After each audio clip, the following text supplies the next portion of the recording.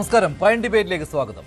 ശബരിമല ശ്രീകോവിലിലെ തങ്കത്തിന് നേരെ കണ്ണിട്ട കൗടില്യം. ശബരിമല സ്വർണ്ണക്കൊള്ള കേരളം കണ്ട ഏറ്റവും കറുത്ത അഴിമതിയുടെ രക്തച്ചുവപ്പൻ പേജ്. ശബരിമല വിശ്വാസത്തെ തകർക്കാൻ ഒരുക്കിയ ഏറ്റവും കൃത്യമായ കൊള്ളപ്പണി. ഇത് സാധാരണ മോഷണമല്ല, മാസങ്ങളോളം പാകം ചെയ്ത ഓരോ ചുവടും കണക്കാക്കി വെച്ച മാസ്റ്റർ പ്ലാൻ. വാസു അറസ്റ്റിലായി, ഇപ്പോൾ പത്മകുമാർ. ഒന്നൊന്നായി കണ്ണികൾ തെളിഞ്ഞു വരുമ്പോൾ അന്വേഷണത്തിന്റെ സൂചി ഇനി നീളുന്നത് പരിശുദ്ധൻ എന്ന് സ്വയം ഉയർത്തിക്കാട്ടുന്ന PS പ്രശാന്തിലേക്ക്. സ്വർണം ചെമ്പാക്കാനും സ്വർണം കടത്തിയവരെ ഒളിപ്പിക്കാനും കൂട്ടുനിന്ന ആസൂത്രണത്തിലെ കണ്ണികൾ. ശബരിമലയുടെ പൊന്നിൽ കൈവച്ച യഥാർത്ഥ ബ്രെയിൻ ആരാണ്? കൊള്ളയുടെ പിറകിലെ സത്യം പുറത്തു വരുന്നതുവരെ ചോദിച്ചുകൊണ്ടേയിരിക്കും. പോറ്റി മാത്രമെന്ന് പറഞ്ഞവർ മുതൽ ദേവസ്വം ബോർഡിൽ സർക്കാരിന് ഒരു പങ്കുമില്ലെന്ന് പറഞ്ഞ് പരിഹാസ്യനാകുന്ന കടകംപള്ളിയെ പോലെയുള്ളവർ വരെ ഇനിയെങ്കിലും ന്യായീകരണം നിർത്തണം. നിങ്ങളുടെയൊക്കെ ഭരണകാലത്താണ് സ്വർണം മാത്രമല്ല കോടിക്കണക്കിന് ഭക്തരുടെ വിശ്വാസം കൊള്ളയടിച്ചത്. വാസുവിൽ നിന്ന് പത്മകുമാറിലേക്ക് കൈവിലങ്ങ് നീണ്ടപ്പോൾ പ്രൈം ഡിബേറ്റ് ചർച്ച ചെയ്യുന്നു. മൂന്നാമൻ പ്രശാന്തോ?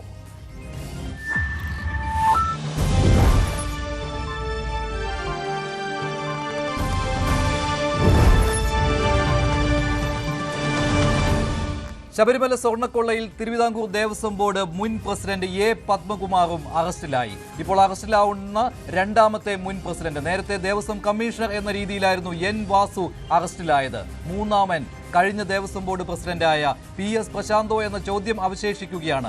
അന്വേഷണ സംഘത്തിന്റെ അന്വേഷണം ശരിയായ ദിശയിലേക്ക് മുന്നേറുമ്പോഴാണ് ശബരിമലയിൽ സ്വർണ്ണപ്പാളികൾ കടത്തിയതിൽ അന്നത്തെ തിരുവിതാംകൂർ ദേവസ്വം ബോർഡ് പ്രസിഡന്റായിരുന്ന A. പത്മകുമാറിന്റെ ഗൂഢാലോചന ഉണ്ടായിരുന്നു എന്ന കാര്യം തെളിഞ്ഞു വന്നത്. ഉണ്ണികൃഷ്ണൻ പോറ്റിയുമായി നേരിട്ട് പത്മകുമാർ ഗൂഢാലോചന നടത്തിയതിന്റെ തെളിവുകളാണ് SITക്ക് കിട്ടിയത്. 2019 മാർച്ചിലാണ് വിചിത്രമായ ഉത്തരവിലൂടെ തിരുവിതാംകൂർ ദേവസ്വം ബോർഡ് ഭരണസമിതി സ്വർണം ചെമ്പാക്കി മാറ്റിയത്. എന്നിട്ട് ശ്രീകോവിലിലെ കട്ടിളപ്പാളികൾ കൊടുത്തുവിട്ടു ഉണ്ണികൃഷ്ണൻ പോറ്റിയുടെ കയ്യിൽ സ്വർണം പൂശാൻ. ഈ കാര്യമാണ് ഇപ്പോൾ അന്വേഷണത്തിൽ പത്മകുമാറിന് നേരെ തിരിഞ്ഞിരിക്കുന്നത്. 3 പ്രധാനപ്പെട്ട തട്ടിപ്പുകൾ ശബരിമലയിൽ നടന്നത് A. പത്മകുമാർ പ്രസിഡന്റായിരുന്ന സമയത്താണ്. 1. ശബരിമല ശ്രീകോവിലിലെ മുഖ്യവാതിൽ. 2. കട്ടിളപ്പാളികൾ. 3. ദ്വാരപാലകരുടെ സ്വർണ്ണപ്പാളികൾ.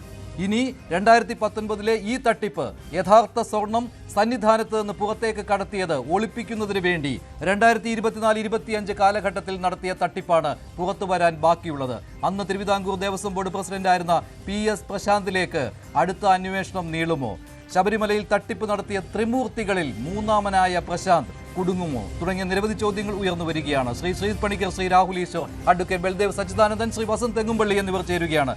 ശ്രീജിത്ത്, നമുക്കറിയാമായിരുന്നു പത്മകുമാറിലേക്ക് അന്വേഷണം പോയേ തീരുവെന്ന്. കാരണം 3 തട്ടിപ്പുകൾ നടന്നപ്പോഴും സ്വർണം ശബരിമല സന്നിധാനത്ത് നിന്ന് വെളിയിലേക്ക് കടത്തിയപ്പോഴും തിരുവിതാംകൂർ ദേവസ്വം ബോർഡിന്റെ പ്രസിഡന്റ് 2017 നവംബർ 15 മുതൽ 2019 നവംബർ 15 വരെ ആ കസേരയിലിരുന്ന A. പത്മകുമാർ ആയിരുന്നു. സ്വാഭാവികമായും അദ്ദേഹം ഇപ്പോൾ അറസ്റ്റിലായിരിക്കുകയാണ്. ഇവിടം കൊണ്ട് തീരുന്ന ഒന്നാണോ ഇത്? നിലവിലെ SITയുടെ അന്വേഷണവും വിജിലൻസിന്റെ അന്വേഷണ റിപ്പോർട്ടുകളും ഹൈക്കോടതിയുടെ നിരവധി ഉത്തരവുകളും നോക്കുമ്പോൾ തീർച്ചയായിട്ടുമല്ല. അന്വേഷണം ശരിയായ രീതിയിലാണ് നടക്കുന്നത് എന്ന് പൊതുസമൂഹത്തിന്, വിശ്വാസി സമൂഹത്തിന് ഒക്കെ ഒരു ബോധ്യമുണ്ടാകുന്ന തരത്തിൽ അന്വേഷണത്തിൽ അതിൻ്റെ മേൽനോട്ടം ഹൈക്കോടതിയാണ് നിർവഹിക്കുന്നത്. ഹൈക്കോടതിയുടെ നിർദ്ദേശപ്രകാരം തന്നെയാണ് അന്വേഷണം പുരോഗമിക്കുന്നത് എന്നുള്ള ഒരു വിശ്വാസം ആൾക്കാരിൽ ഉണ്ടാക്കുന്നതിന് ഈ അറസ്റ്റ് കാരണമായിട്ടുണ്ട് എന്നുള്ളത് അങ്ങേയറ്റം ശുഭകരമായിട്ടുള്ള, ഏറ്റവും റീഅഷ്വറിംഗ് ആയിട്ടുള്ള ഒരു കാര്യമാണെന്നാണ് ഞാൻ മനസ്സിലാക്കുന്നത്. കാരണം പൊളിറ്റിക്കലി വളരെ ഇൻഫ്ലുവൻസ് ഉള്ള 2 ആൾക്കാരാണ്. N. വാസു ആണെങ്കിലും ശ്രീ A. പത്മകുമാർ ആണെങ്കിലും. വാസു ദേവസ്വം കമ്മീഷണർ ആയിരുന്ന സമയത്ത് കാണിച്ച തിരിമറി അന്ന് ഉണ്ടായിരുന്ന ദേവസ്വം പ്രസിഡന്റ് ആയിരുന്ന പത്മകുമാറിന്റെ കൂടി അറിവോടും സമ്മതത്തോടും കൂടിയാണ് എന്ന തരത്തിലുള്ള ഒരു പരാമർശം SITയുടെ ഭാഗത്തുനിന്ന് നേരത്തെ തന്നെ വന്നിരുന്നതുമാണ്. അതുകൊണ്ട് തന്നെയാണ് പ്രത്യേകിച്ച് പേരൊന്നും പറഞ്ഞില്ല എങ്കിലും ശ്രീ പത്മകുമാർ ഉൾപ്പെട്ടിരുന്ന ഭരണസമിതിയെ മൊത്തത്തിൽ തന്നെ പ്രതിസ്ഥാനത്ത് നേരത്തെ ചേർത്തിരുന്നത്. അപ്പൊ അതുകൊണ്ട് ഈ ഒരു വിധി പത്മകുമാറിന് ഉണ്ടാകും എന്നതും അദ്ദേഹത്തിന്റെ കൂട്ടാളികളായിട്ടുള്ള മറ്റുള്ള ആൾക്കാരും ഇതേ വഴി തന്നെ പിന്തുടരും എന്ന കാര്യത്തിലും നേരത്തെ തന്നെ writing is on the wall എന്നൊക്കെ പറയുന്നത് പോലെ നേരത്തെ തന്നെ ഇവരുടെ വിധി തീരുമാനമായതാണ്. അതിലേക്ക് തന്നെ ഉത്തരവ് വന്നപ്പോൾ മുതൽ, ഏറ്റവും ഒടുവിൽ ഹൈക്കോടതിയുടെ ഉത്തരവ് വന്നപ്പോൾ മുതൽ, അതായത് 2019 ഈ സ്വർണ്ണക്കൊള്ളയെക്കുറിച്ച് ഹൈക്കോടതി 2025 സെപ്റ്റംബർ മുതൽ കഴിഞ്ഞ മാസം വരെ നിരവധി ഉത്തരവുകൾ നൽകിയിട്ടുള്ളതാണ്. അതിൽ ഏറ്റവും ഒടുവിലത്തെ ഉത്തരവിൽ കൃത്യമായിട്ട് ഹൈക്കോടതി പറയുന്നുണ്ട് കട്ടിളപ്പാളികൾ എങ്ങനെയാണ് വെളിയിലേക്ക് കടത്തിക്കൊണ്ട് പോയത് എന്ന്. അതിൽ 2019 മാർച്ച് മാസത്തിൽ നടന്ന ആ വിചിത്രമായ കാര്യങ്ങൾ, അതിൽ ഒരു ഉത്തരവുണ്ടായിരുന്നുവല്ലോ എൻ വാസു എന്ന് തിരുവിതാംകൂർ ദേവസ്വം ബോർഡിന്റെ കമ്മീഷണറായിരുന്നു. അദ്ദേഹമാണ് 6/3/2019 ആ ഉത്തരവ് നൽകിയത്. അതായത് കട്ടിളപ്പാളികളുടെ ഗോൾഡ് പ്ലേറ്റ്സ് അത് കോപ്പർ പ്ലേറ്റുകളാണ് എന്നുള്ള പരാമർശമാണ് ആ കത്തിലുണ്ടായിരുന്നത്. അത് നേരെ തിരുവിതാംകൂർ ദേവസ്വം ബോർഡിലേക്ക് വരുന്നു. അവിടുത്തെ ഭരണസമിതിയും ഒരു ഉത്തരവ് നൽകുന്നു, ഇവ സ്വർണം പൂശുന്നതിന് കൊടുത്തു വിടണം ഉണ്ണികൃഷ്ണൻ പോറ്റിക്ക് എന്ന്. അവിടെയും കോപ്പർ പ്ലേറ്റ് എന്ന് മാത്രമായിരുന്നു പരാമർശം, സ്വർണം എന്നുള്ള കാര്യം ഒഴിവാക്കുകയായിരുന്നു. ഇതാണല്ലോ ഇപ്പോൾ കണ്ടെത്തിയിരിക്കുന്നത്. പക്ഷേ അതുകൂടാതെ തന്നെ അതേ കാലയളവിൽ തന്നെയാണല്ലോ ശ്രീകോവിലിൻ്റെ മുഖ്യവാതിൽ മാറ്റിപ്പണിയുന്നതിന് വേണ്ടി കൊണ്ടുപോയത്. അപ്പോൾ നിലവിൽ ആ വാതിലിൽ ഉണ്ടായിരുന്ന 2.5 കിലോ സ്വർണം എവിടെയാണെന്ന് ഇതുവരെ കണ്ടെത്താൻ കഴിഞ്ഞിട്ടില്ല. പിന്നെയുള്ള ദ്വാരപാലക ശില്പങ്ങളിലെ സ്വർണ്ണപ്പാളികളാണ്. 1.5 കിലോ സ്വർണം എവിടെയെന്ന് ഇതുവരെ കണ്ടെത്താൻ കഴിഞ്ഞിട്ടില്ല. അപ്പോൾ എ പത്മകുമാറിനെതിരെ ഇപ്പോൾ ഈ കട്ടിളപ്പാളികൾ മാത്രമാണ് വന്നിട്ടുള്ളത്, ബാക്കി രണ്ടും അവിടെ കിടക്കുന്നുണ്ടല്ലോ. നിശ്ചയമായിട്ടും, കാരണം ഇത് എല്ലാം കണക്റ്റഡ് ആണ്. കാരണം ഇതിനുള്ളിൽ പ്രവർത്തിച്ചിരിക്കുന്ന ആൾക്കാരെല്ലാവരും ഒന്ന് തന്നെയാണ്. ഇപ്പൊ ഈ പ്ലേറ്റിങ്ങിന് വേണ്ടിയിട്ട് കൊണ്ടുപോകുന്ന ആളാണെങ്കിലും അത് ഏത് സ്ഥാപനത്തിലാണ് ഇവഞ്ച്വലി അത് ചെന്നിരിക്കുന്നത് എന്ന് നോക്കിക്കഴിഞ്ഞാലും ഇതെല്ലാം ഒരേ പാറ്റേൺ തന്നെയാണ് പിന്തുടരുന്നത്. അത് പത്മകുമാർ ഇരുന്നപ്പോൾ മാത്രമല്ല, പിന്നീട് വാസു ദേവസ്വത്തിന്റെ പ്രസിഡന്റ് ആയിരുന്ന സമയത്തും ഏറ്റവും അവസാനം പ്രശാന്ത് അവിടെ പ്രസിഡന്റ് ആയിരുന്ന സമയത്തും എല്ലാം തന്നെ ഇതേ പാറ്റേൺ ആണ് അവിടെ അനുവർത്തിച്ചിരുന്നത്. അപ്പൊ അതുകൊണ്ട് പത്മകുമാറിന്റെ അറസ്റ്റ് എന്ന് പറയുന്നത്, മഞ്ജുഷ ചോദിച്ച ചോദ്യത്തിന് ഡയറക്റ്റായിട്ട് മറുപടി പറഞ്ഞാൽ ഇത് അവസാനമല്ല, മറിച്ച് ഇത് അന്വേഷണം ശരിയായ രീതിയിലാണ് നടക്കുന്നത് എന്ന് റീഅഷ്വർ ചെയ്യുന്ന ഒരു കാര്യമാണ്. പക്ഷെ ഇതിന്റെ അതേ പാത പിന്തുടർന്ന് കോടതിയുടെ ഏറ്റവും അവസാനം ഉണ്ടായിരുന്ന പരാമർശം കൂടി നോക്കിക്കഴിഞ്ഞാൽ പ്രശാന്ത് ഉൾപ്പെടെയുള്ള ആൾക്കാർ അറസ്റ്റ് ചെയ്യപ്പെടേണ്ടതാണ്. കാരണം പ്രശാന്ത് അനാവശ്യമായിട്ടുള്ള ഒരു തിടുക്കം ഈ മെയിൻ്റനൻസിന്റെ ഭാഗത്ത് അങ്ങനെ ഒരു റിക്വയർമെന്റ് ഉണ്ട് എന്ന് വരുത്തി തീർക്കാൻ ശ്രമിച്ചു എന്നുള്ളത് കോടതി തന്നെ കണ്ടെത്തിയിട്ടുണ്ട്. അപ്പൊ അതിന്റെ അടിസ്ഥാനത്തിലാണ് ഒരു തിടുക്കവും ഇല്ലാതിരുന്നിട്ടും പെട്ടെന്ന് ഈ കഴിഞ്ഞ 2024 മണ്ഡല മകരവിളക്ക് സീസണിന് മുമ്പ് തന്നെ ഈ സ്വർണ്ണപ്പാളികളിലുള്ള അറ്റകുറ്റപ്പണികളെല്ലാം തന്നെ പൂർത്തീകരിക്കണമെന്ന് പറഞ്ഞുകൊണ്ട് ഒരു റിക്വയർമെന്റ് ഉണ്ടാക്കുകയും ആ റിക്വയർമെന്റിന് വേണ്ടിയിട്ട് മറ്റു ഉദ്യോഗസ്ഥരെ കൊണ്ട് അതിന്റെ ഫയൽ മൂവ് ചെയ്യിപ്പിക്കുകയും ഒക്കെ ചെയ്യുന്നതും ഏറ്റവും അവസാനം അതിൽ സ്പെഷ്യൽ കമ്മീഷണറുടെയോ കോടതിയുടെയോ അനുമതി ഇല്ലാതെ ഒരു ചെറിയ വീഴ്ചയാണ് എന്ന് പറഞ്ഞുകൊണ്ട് പ്രശാന്ത് ഇപ്പോഴും ന്യായീകരിക്കുന്ന ആ കാര്യം ഈ സ്വർണ്ണപ്പാളികളെ സന്നിധാനത്തിന് പുറത്തേക്ക് കൊണ്ടുപോകാനായിട്ട് പോയിരിക്കുന്നത്. അപ്പൊ ഇതെല്ലാം തന്നെ ഗുരുതരമായിട്ടുള്ള കാര്യമാണ് എന്നും ഇല്ലാതിരുന്ന ഒരു അർജൻസി അവിടെ ഉണ്ടാക്കിയെടുക്കുകയായിരുന്നു എന്നും തന്നെയല്ല 2019 അന്ന് ഉണ്ടായിരുന്ന തങ്കം അത് കോപ്പറാക്കി മാറ്റിയ ഒരു വിചിത്രമായ കാര്യങ്ങൾ സംഭവിച്ചു കൃത്യമായ ആസൂത്രണത്തിലൂടെ. 2024-25 കാലഘട്ടത്തിലാകട്ടെ, അന്ന് 2019 അവിടെ കോപ്പറിൽ തുടങ്ങി പിന്നെ സ്വർണം പൂശുന്നത് വരെ എത്തി. അത് സാധൂകരിക്കുന്നതിനും അത് നോർമലൈസ് ചെയ്യുന്നതിനും വേണ്ടി സ്വർണം പൂശിയവ വീണ്ടും മിനുക്കുന്നതിന് വേണ്ടി കൊണ്ടുപോകുന്നു. അപ്പോൾ സ്വാഭാവികമായിട്ടുള്ള ചോദ്യം പ്രശാന്തിന് ഇതിലുള്ള പങ്കാണ്. ഉണ്ണികൃഷ്ണൻ പോറ്റിയെ അറിയാം എന്ന് മാത്രമേ ഉള്ളൂ എന്ന് എല്ലാവരും പറഞ്ഞിരുന്നു. ഇപ്പോൾ എ പത്മകുമാർ നേരിട്ട് പോറ്റിയുമായി ഗൂഢാലോചന നടത്തിയ കാര്യമാണ് ഇവർക്ക് കിട്ടിയിരിക്കുന്നത്, പ്രത്യേക അന്വേഷണ സംഘത്തിന് കിട്ടിയിരിക്കുന്നത്. അതുപോലെ ശ്രീ രാഹുൽ ഈശ്വർ, പ്രശാന്തും പോറ്റിയുമായുള്ള ബന്ധവും പുറത്തു വരുമല്ലോ അല്ലേ? അതാണ് നമ്മൾ കാത്തിരിക്കുന്നത്. എന്തിന് പ്രശാന്ത് തിടുക്കപ്പെട്ട് 24-25 കാലഘട്ടത്തിൽ കഴിഞ്ഞ വർഷവും ഈ വർഷവും ഈ ധൃതി കാണിച്ച് ഈ പാളികൾ അവിടെ നിന്ന് കൊണ്ടുപോകുവാനായിട്ടുള്ള നിർദ്ദേശം നൽകിയെന്ന്. അപ്പോൾ പത്മകുമാർ ചെയ്ത അതേ കാര്യം, പത്മകുമാർ അവിടുത്തെ തങ്കം തട്ടിയെടുത്ത് അത് കോപ്പറാക്കി മാറ്റുകയാണോ എങ്കിൽ ഈ പൂശിയ സ്വർണത്തിന് തെളിമ പോരാ എന്ന് പറഞ്ഞുകൊണ്ട് 2019 കാര്യങ്ങൾ മറച്ചു വെക്കുവാൻ പ്രശാന്തും ശ്രമിച്ചു. അപ്പോൾ ശബരിമലയിൽ ഈ കൊള്ളയ്ക്ക് കൂട്ടുനിന്ന ത്രിമൂർത്തികളിൽ 2 പേരെ അകത്തായിട്ടുള്ളൂ. 2025 ഈ പാളികൾ കൊടുത്തുവിട്ടത് 2019 കള്ളം മറയ്ക്കാൻ വേണ്ടിയാണ് എന്ന് ബഹുമാനപ്പെട്ട ഹൈക്കോടതിയുടെ ഒരു ഒബ്സർവേഷൻ തന്നെ വന്നിട്ടുണ്ട്. എന്തായാലും കോടതി പറയട്ടെ, പറഞ്ഞു കഴിഞ്ഞ് വേണം നമുക്ക് അതറിയാൻ. ഏറ്റവും വേദനാജനകരമാണ്. കാര്യം തിരുവിതാംകൂർ ദേവസ്വം ബോർഡിന്റെ 2 പ്രസിഡന്റുമാർ, രണ്ടുപേരും വേറെ വേറെ പദവിയിലിരുന്ന സംഭവത്തെ കുറിച്ചുള്ള കാര്യങ്ങളാണെങ്കിലും 2 പ്രസിഡന്റുമാരും CPM-ന്റെ 2 മുതിർന്ന ആൾക്കാരുമാണ്, അല്ലെങ്കിൽ CPM-നോട് ബന്ധപ്പെട്ട 2 മുതിർന്ന നേതാക്കളുമാണ് അറസ്റ്റിലായത്. വളരെ വിഷമമുണ്ട് പത്മകുമാർ സാറിന്റെ അറസ്റ്റിൽ. പക്ഷേ അയ്യപ്പന്റെ സ്വർണം കട്ട വിഷയത്തിൽ നമുക്ക് ക്ഷമിക്കാൻ കഴിയില്ല. ആ അർത്ഥത്തിൽ അദ്ദേഹം ഈ പ്രായത്തിൽ വളരെ മുതിർന്നൊരു വ്യക്തിയാണ്. അദ്ദേഹം ഈ പ്രായത്തിലെങ്കിലും അദ്ദേഹത്തിന് ഒരു തിരിച്ചറിവ് ഉണ്ടാകണം, സമസ്താപരാധം പറയണം.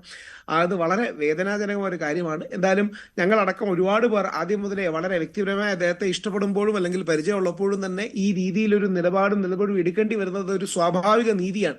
കാര്യം നാച്ചുറലാണ്, അതിനെ തടയാൻ കഴിയില്ല. നമുക്ക് എല്ലാം അറിയാമായിരുന്നു ഇദ്ദേഹത്തിലേക്ക് അന്വേഷണം വരണമെന്ന്. 39 ദിവസത്തോളം ആ സ്വർണം എവിടെ പോയി, ചെന്നൈയിൽ എത്തിയോ എന്ന് അന്വേഷിക്കാതിരിക്കുന്ന, സ്വർണത്തെ ചെമ്പാക്കി മാറ്റുന്ന ജാലവിദ്യയുള്ള ഒരു കാരണവശാലും അംഗീകരിക്കാൻ കഴിയാത്തൊരു കാര്യമാണ്. ഇറ്റ് മാറ്റർ ഓഫ് വെൻ എന്ന് മാത്രമാണ് നമുക്കെല്ലാം അറിയുന്നത്. അതായത് എന്തെങ്കിലും ഈ അറസ്റ്റ് ഉണ്ടാവും. മറ്റൊരു കാര്യം കൂടിയുണ്ട്. ഈ സ്വർണ്ണ വാതിലുണ്ടല്ലോ, അത് സ്വർണം പൂശി 2019 തിരിച്ചു കൊണ്ടുവരുമ്പോൾ, പുതിയ വാതിൽ പണിത് തിരിച്ചു കൊണ്ടുവരുന്ന സമയത്ത് ഒരാഴ്ചയിലേറെ എടുത്തു. 3-ാം തീയതി ചെന്നൈയിൽ നിന്ന് പുറപ്പെട്ട് 11-ാം തീയതിയാണ് സന്നിധാനത്ത് എത്തിച്ചത്. അതിന് ഇടയ്ക്ക് പലയിടത്തും ഇത് പൂജയ്ക്ക് വെച്ചു, ചില വീടുകളിൽ, ജയറാമിൻ്റെ വീട്ടിൽ ഒക്കെ. അപ്പോൾ ഇങ്ങനെയുള്ള സമയത്ത് ഒരു പൂജയിൽ ഈ പറയുന്ന തിരുവിതാംകൂർ ദേവസ്വം ബോർഡ് പ്രസിഡന്റ് പങ്കെടുത്തു എന്ന് ഹൈക്കോടതിയുടെ കഴിഞ്ഞ ഉത്തരവിലെ ആ പരാമർശം കണ്ടപ്പോഴേ തോന്നി പത്മകുമാറിലേക്കാണ് കാര്യങ്ങൾ പോകുന്നത് എന്ന്. അപ്പോൾ പത്മകുമാറിന് അറിയായിരുന്നു ഇത് ആനയിച്ചുകൊണ്ട് ചെന്നൈയിൽ നിന്ന് കൊണ്ടുവരുന്നുണ്ട് എന്ന്. അപ്പോൾ ഹൈക്കോടതി ചോദിച്ച ഒരു ചോദ്യമുണ്ട്, യഥാർത്ഥ വാതിൽ എവിടെ?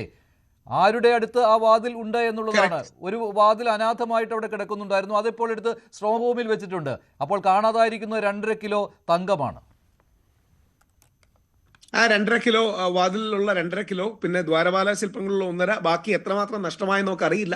അപ്പൊ ശബരിമലയുടെ ചരിത്രത്തിൽ ഇങ്ങനൊരു കൊള്ള ഈ രീതിയിൽ നടന്നിട്ടില്ല. എനിക്ക് തോന്നുന്നില്ല ഏതെങ്കിലും കേരളത്തിലെ ദേവസ്വം ബോർഡുകളുടെ ക്ഷേത്രത്തിൽ പോലും നടന്നിട്ടുണ്ടെന്ന്. കേരളത്തിൽ ആദ്യമായിട്ടാണ് ദേവസ്വം ബോർഡ് പ്രസിഡന്റുമാർ അറസ്റ്റിലാകുന്നത്. ഇനി കൂടുതൽ അന്വേഷണം വരണം, കൂടുതൽ സത്യങ്ങൾ പുറത്തു വരണം. ഈ കാര്യത്തിൽ ഒരു കാരണവശാലും രാഷ്ട്രീയപരമായോ മറ്റു പരിഗണന കാണരുത്. മുഖം നോക്കാതെ നടപടിയെടുക്കണം. ഹൈക്കോടതിയിലുള്ള വിശ്വാസം വർദ്ധിക്കുകയാണ്. ഹൈക്കോടതി ജസ്റ്റിസ് രാജാ വിജയരാഘവനിലും ജസ്റ്റിസ് ജയകുമാറിനും ഒക്കെയുള്ള ഒരു വിശ്വാസവും ഈ SITയിലുള്ള വിശ്വാസവും വർദ്ധിക്കുകയാണ്. വിശ്വാസികൾ തീർച്ചയായിട്ടും ആശ്വാസത്തോടെയാണ് ഇത്തരം കാര്യങ്ങൾ കാണുന്നത്. കാര്യം അയ്യപ്പന്റെ സ്വർണം കട്ടവരോട് അവർക്ക് ഒരു കാരണവശാലും ക്ഷമിക്കാൻ കഴിയില്ല. അതുകൊണ്ട് ഹൈക്കോടതിയുടെ, മാധ്യമങ്ങളുടെ, പൊതുസമൂഹത്തിന്റെ എല്ലാം ഇടപെടലിലാണ് ഈ മുന്നേറ്റം ഉണ്ടായിട്ടുള്ളത്. ഇനിയും കൂടുതൽ ശക്തമായി ആരൊക്കെ അതിൽ ഉപ്പ് നിന്നതിന് ആരൊക്കെയാണെങ്കിലും ഒരു വെള്ളം കുടിക്കണം. കൂടുതൽ നടപടികൾ ഈ വിഷയത്തിൽ ഉണ്ടാകണം. ഇതിന്റെ സത്യങ്ങൾ പുറത്തു വരണം. ഒരു കാരണവശാലും നമ്മുടെ അമ്പലങ്ങളിൽ നിന്ന് ചെയ്യാൻ കഴിയാത്ത, ചമ്പൽ കൊള്ളക്കാർ പോലും സ്വന്തം അമ്പലങ്ങളിൽ നിന്ന് മൂട്ടിക്കാത്ത രീതിയിലാണ് ദേവസ്വം ബോർഡുകാർ ചെയ്തത്. അതിന് ഭക്തർക്കോ കോടതിക്കോ ക്ഷമിക്കാൻ കഴിയില്ലെന്ന കാര്യത്തിൽ സംശയമില്ല. ശരി, ശ്രീ അഡ്വക്കേറ്റ് ബൽദേവ് സച്ചിദാനന്ദൻ, ഇവിടെ താക്കോൽ ഏൽപ്പിച്ചത്, ശബരിമലയുടെ താക്കോൽ ഏൽപ്പിച്ചത് കള്ളന്മാരെ ആയിപ്പോയല്ലോ. തിരുവിതാംകൂർ ദേവസ്വം ബോർഡ് പ്രസിഡന്റ് ആക്കിയത് ഈ ഇടതുപക്ഷ സർക്കാരാണ് എ പത്മകുമാറിനെ. പ്രയാർ ഗോപാലകൃഷ്ണന്റെ സ്ഥാനം 1 വർഷം വേണ്ടെന്ന് വെപ്പിച്ചിട്ടാണ് പ്രത്യേക ഓർഡിനൻസിലൂടെ പത്മകുമാറിനെ ആ പദവിയിൽ കൊണ്ടിരുത്തിയത്. കൃത്യം കള്ളനെ തന്നെ താക്കോലേൽപ്പിച്ച ഒരു ജാലവിദ്യയാണല്ലോ നടത്തിയത് ഇടതുപക്ഷ സർക്കാർ. തുടർന്നിരുത്തിയ ആളും അതേ പാത തന്നെ പിന്തുടർന്നു. വാസു,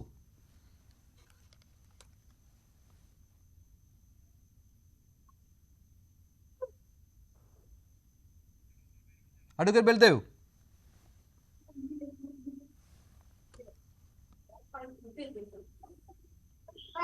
ബൽദേവ് കേൾക്കാമോ?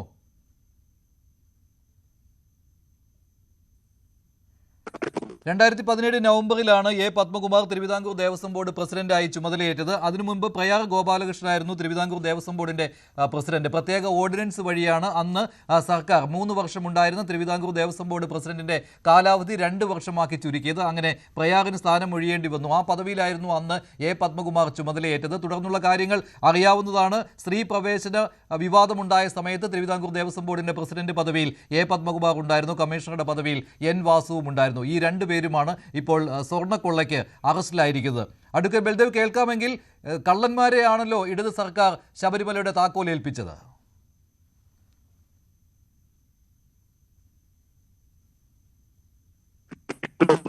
ശരി, താങ്കളിലേക്ക് വരാം. റേഞ്ചിന്റെ പ്രശ്നമുണ്ട്. ശ്രീ വസന്ത് തെങ്ങുംപള്ളി, ഇവിടെ നേരത്തെ ന്യായീകരണം ഉണ്ടായിരുന്നത് തന്ത്രിയുടെ നിർദ്ദേശപ്രകാരമാണ് കൊണ്ടുപോയത് എന്നുള്ള ന്യായീകരണം ഉണ്ടായിരുന്നു.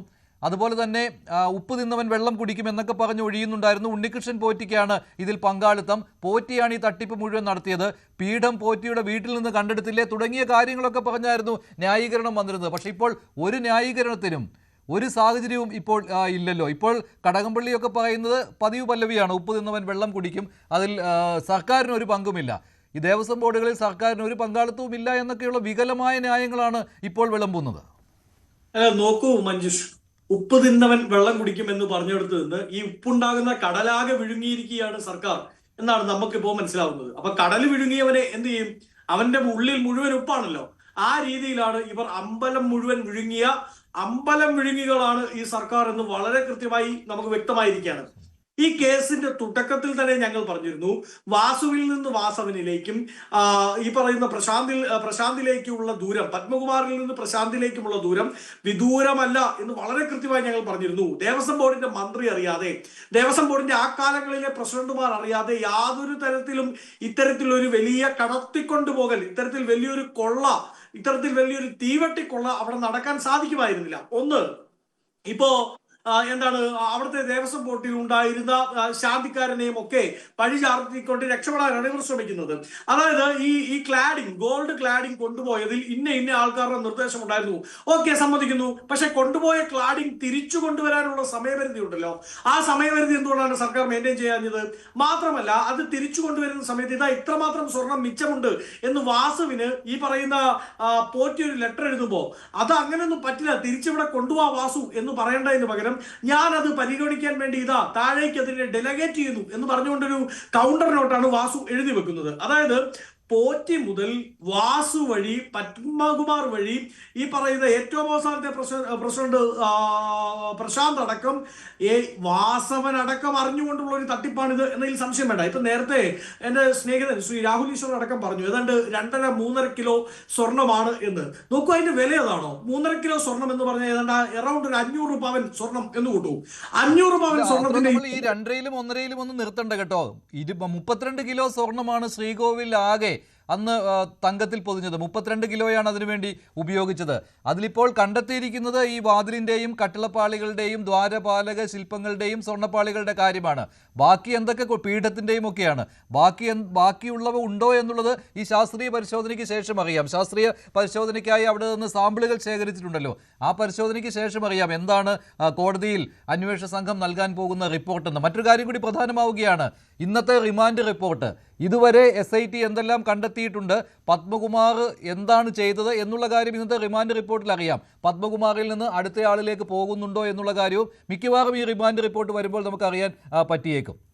തീർച്ചയായും. നോക്കൂ, ഞാൻ പറഞ്ഞു വന്നതാണ് ശ്രീ മഞ്ജുഷ്. നോക്കൂ, ഇപ്പോൾ ഫോർ എക്സാമ്പിൾ ഈ 3.5 കിലോ സ്വർണ്ണമാണെന്ന് ഇരിക്കട്ടെ, അങ്ങനെയാണെങ്കിൽ പോലും ഒരു 500 പവൻ സ്വർണം എന്നിരിക്കട്ടെ. ആ 500 പവൻ സ്വർണത്തിന്റെ ഇന്നത്തെ വില ഒരു 10,000 രൂപ വീതം ഗ്രാമിന് കൂട്ടി. അതാണോ ശബരിമലയിലെ സ്വർണത്തിന്റെ വില?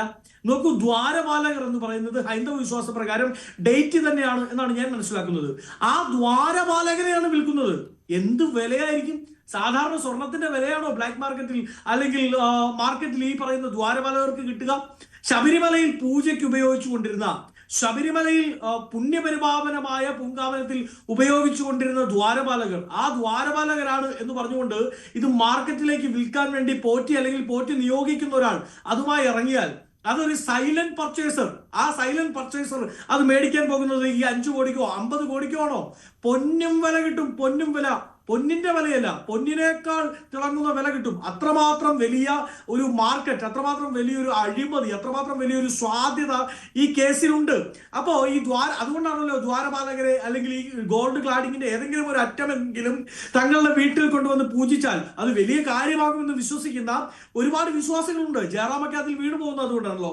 ജയറാം മാത്രമാണോ? ഇനി എത്രത്തോളം സെലിബ്രിറ്റികൾ അതിൽ വീണ് പോയിട്ടുണ്ട്, ആ വകയിൽ എത്രമാത്രം പൈസ കൊടുത്തിട്ടുണ്ട്, എത്രത്തെ കണ്ട് പൈസ കളക്ട് ചെയ്യപ്പെട്ടിട്ടുണ്ട് എന്നതൊക്കെ പ്രധാനപ്പെട്ട കാര്യമാണ്. നോക്കൂ, ശബരിമലയുമായി ബന്ധപ്പെട്ട് ഏത് സ്പോൺസർ വന്നാലും ആ പണം 1 രൂപയെങ്കിൽ 1 രൂപ അത് ആര് വഴിയാണെങ്കിലും ശബരിമലയ്ക്ക് സമർപ്പിച്ചാൽ അത് സ്വാഭാവികമായും അതിന്റെ കസ്റ്റോഡിയൻ എന്ന് പറയുന്നത് തിരുവിതാംകൂർ ദേവസ്വം ബോർഡാണ്. അല്ലാതെ പോറ്റിയല്ല, പത്മകുമാറും അല്ല, വാസുവുമല്ല, തിരുവിതാംകൂർ ദേവസ്വം ബോർഡാണ്. സ്വാഭാവികമായും ആ ദേവസ്വം ബോർഡ് കൈകാര്യം ചെയ്യേണ്ട, ആ ദേവസ്വം ബോർഡ് കസ്റ്റോഡിയനായിരുന്നു സംരക്ഷിക്കേണ്ട സ്വത്താണ്. ആ സ്വത്തിനാണ് ഭംഗം വന്നിരിക്കുന്നത്. ആര് ഉത്തരവാദിത്വം പറയും? ഇവിടെ ഇത്രമാത്രം ഭക്തന്മാർ, എത്രയോ ആന്ധ്രയിൽ നിന്ന്, തമിഴ്നാട്ടിൽ നിന്ന്, തെലുങ്കാനയിൽ നിന്ന് ഒക്കെ കാൽനടയായി വരുന്ന ഭക്തന്മാർ പോലുമുണ്ട്. അവരവരുടെ ജീവിതത്തിൽ മക്കൾക്ക് ഭക്ഷണം മേടിച്ചു കൊടുക്കേണ്ട പൈസ അല്ലെങ്കിൽ അവരുടെ ബിസിനസ്സിൽ ഇൻവെസ്റ്റ് ചെയ്യേണ്ട പൈസ, ഇതൊക്കെയാണ് തങ്ങളുടെ ഏറ്റവും പരമോന്നത വിശ്വാസമായി കാണുന്ന അയ്യപ്പന് കൊണ്ടുവന്ന് സമർപ്പിക്കുന്നത്. അത് അവർ അയ്യപ്പന് സമർപ്പിക്കുന്നത് അയ്യപ്പന്റെ സ്വത്തിൽ ആരും കൈവെക്കില്ല എന്ന വിശ്വാസത്തോടു കൂടിയാണ്. ഹിന്ദു വിശ്വാസ പ്രകാരം അയ്യപ്പൻ ഒരു മൈനറാണ്. അപ്പൊ ആ മൈനറിന്റെ സ്വത്ത് സംരക്ഷിക്കേണ്ടത് കസ്റ്റോഡിയൻ ആയിട്ടുള്ള ദേവസ്വം ബോർഡാണ്. അപ്പൊ സ്വാഭാവികമായും അയ്യന്റെ സ്വത്തിൽ തൊട്ടാൽ ആ കൈകൾക്ക് പിന്നീട് ചലനശേഷി ഉണ്ടാവില്ല എന്ന് വിശ്വസിക്കുന്ന ആയിരക്കണക്കിന് 10,000-കണക്കിന് വിശ്വാസികളുടെ വിശ്വാസത്തെ ദൈവം നേരിട്ടിറങ്ങി സംരക്ഷിച്ചു എന്നാണ് ഞാൻ വിശ്വസിക്കുന്നത്.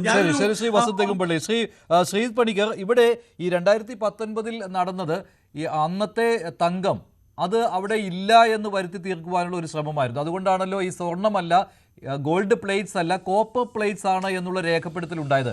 നോക്കി എത്രത്തോളം ആസൂത്രണമാണ് ഇതിൽ സംഭവിച്ചിരിക്കുന്നത്. എക്സിക്യൂട്ടീവ് ഓഫീസർ ഒരു തവണ ഗോൾഡ് പ്ലേറ്റ്സ് എന്ന് രേഖപ്പെടുത്തിയത് തൊട്ടടുത്ത ദിവസം ഒരു കത്തിലൂടെ എൻ വാസു ആ ഗോൾഡ് പ്ലേറ്റ്സ് എന്നത് സൗകര്യപൂർവ്വം ഒഴിവാക്കി കോപ്പർ പ്ലേറ്റ്സ് എന്നാക്കി മാറ്റുന്നു. അത് ഈ കട്ടിളപ്പാളികളുടെ കാര്യത്തിലാണ്. അത് 6-ാം തീയതിയായിരുന്നു, 2019 മാർച്ച് 6-ാം തീയതി. എന്നിട്ടത് ഭരണസമിതിക്ക് അയക്കുന്നു. ദേവസ്വം ബോർഡ് ഒരു തീരുമാനമെടുത്ത് താഴേക്ക് വിടുന്നു 20-ാം തീയതി, മാർച്ച് 20-ാം തീയതി. അതിൽ കൃത്യമായിട്ട് ഈ ഗോൾഡ് പ്ലേറ്റ്സ് ഇല്ല, കോപ്പർ പ്ലേറ്റ്സ് എന്നാക്കി മാറ്റുന്നു. അപ്പോൾ എന്താണ്, ആ വാതിൽപ്പാളികളിൽ സ്വർണ്ണമില്ല, അത് വെറും ചെമ്പാണ് എന്ന് ഒരാഴ്ച കൊണ്ട് ഇല്ലേ, 1-2 ആഴ്ചത്തെ ഇടവേളകളിൽ രേഖപ്പെടുത്തുകയാണ്. എത്ര ആസൂത്രണം ഇതിന് പിന്നിൽ നടന്നിരിക്കാം. എന്നിട്ട് ഇത്രയും വർഷം ഇത് ആരും അറിയുന്നില്ല. എന്നിട്ട് 2024 ആയപ്പോഴേക്കും പുതിയൊരു ശ്രമം തുടങ്ങുന്നു. ഈ 2019 സ്വർണം പൂശിയതാണ്, നിസ്സാര അളവിലാണല്ലോ സ്വർണം പൂശിയത്. എന്നിട്ട് അത് മങ്ങിപ്പോയി, അത് വീണ്ടും സ്വർണം പൂശണം, അതിന് ഇത്ര ഗ്രാം വേണം, അത് സ്പോൺസർ ചെയ്തോളും ഉണ്ണികൃഷ്ണൻ പോറ്റി എന്ന് പറഞ്ഞുകൊണ്ട് പോറ്റിയെ വിളിപ്പിക്കുന്നു. പോറ്റി വരുന്നു, പോറ്റിക്ക് ഇത് കൊടുത്തുവിടുന്നു, പോറ്റിയെ ഏൽപ്പിക്കാൻ ചെന്നൈയിലേക്ക് എത്തിക്കുന്നു. ഇത് എത്രയോ വർഷങ്ങൾ നീണ്ട ആസൂത്രണം ഇതിൽ നടക്കുന്നു. അതായത് തനി തങ്കം അവിടെ നിന്ന് പോയി കഴിഞ്ഞു 2019. അപ്പോൾ തങ്കം അവിടെ ഉണ്ടായിരുന്നില്ല, സ്വർണം അവിടെ ഉണ്ടായിരുന്നില്ല 2019 നിന്ന് സ്ഥാപിക്കാൻ 2024 ശ്രമം നടക്കുന്നു. അതായത് ഒരേ സമയം സ്വർണം അവിടെ നിന്ന് കടത്തിക്കൊണ്ട് പോവുക.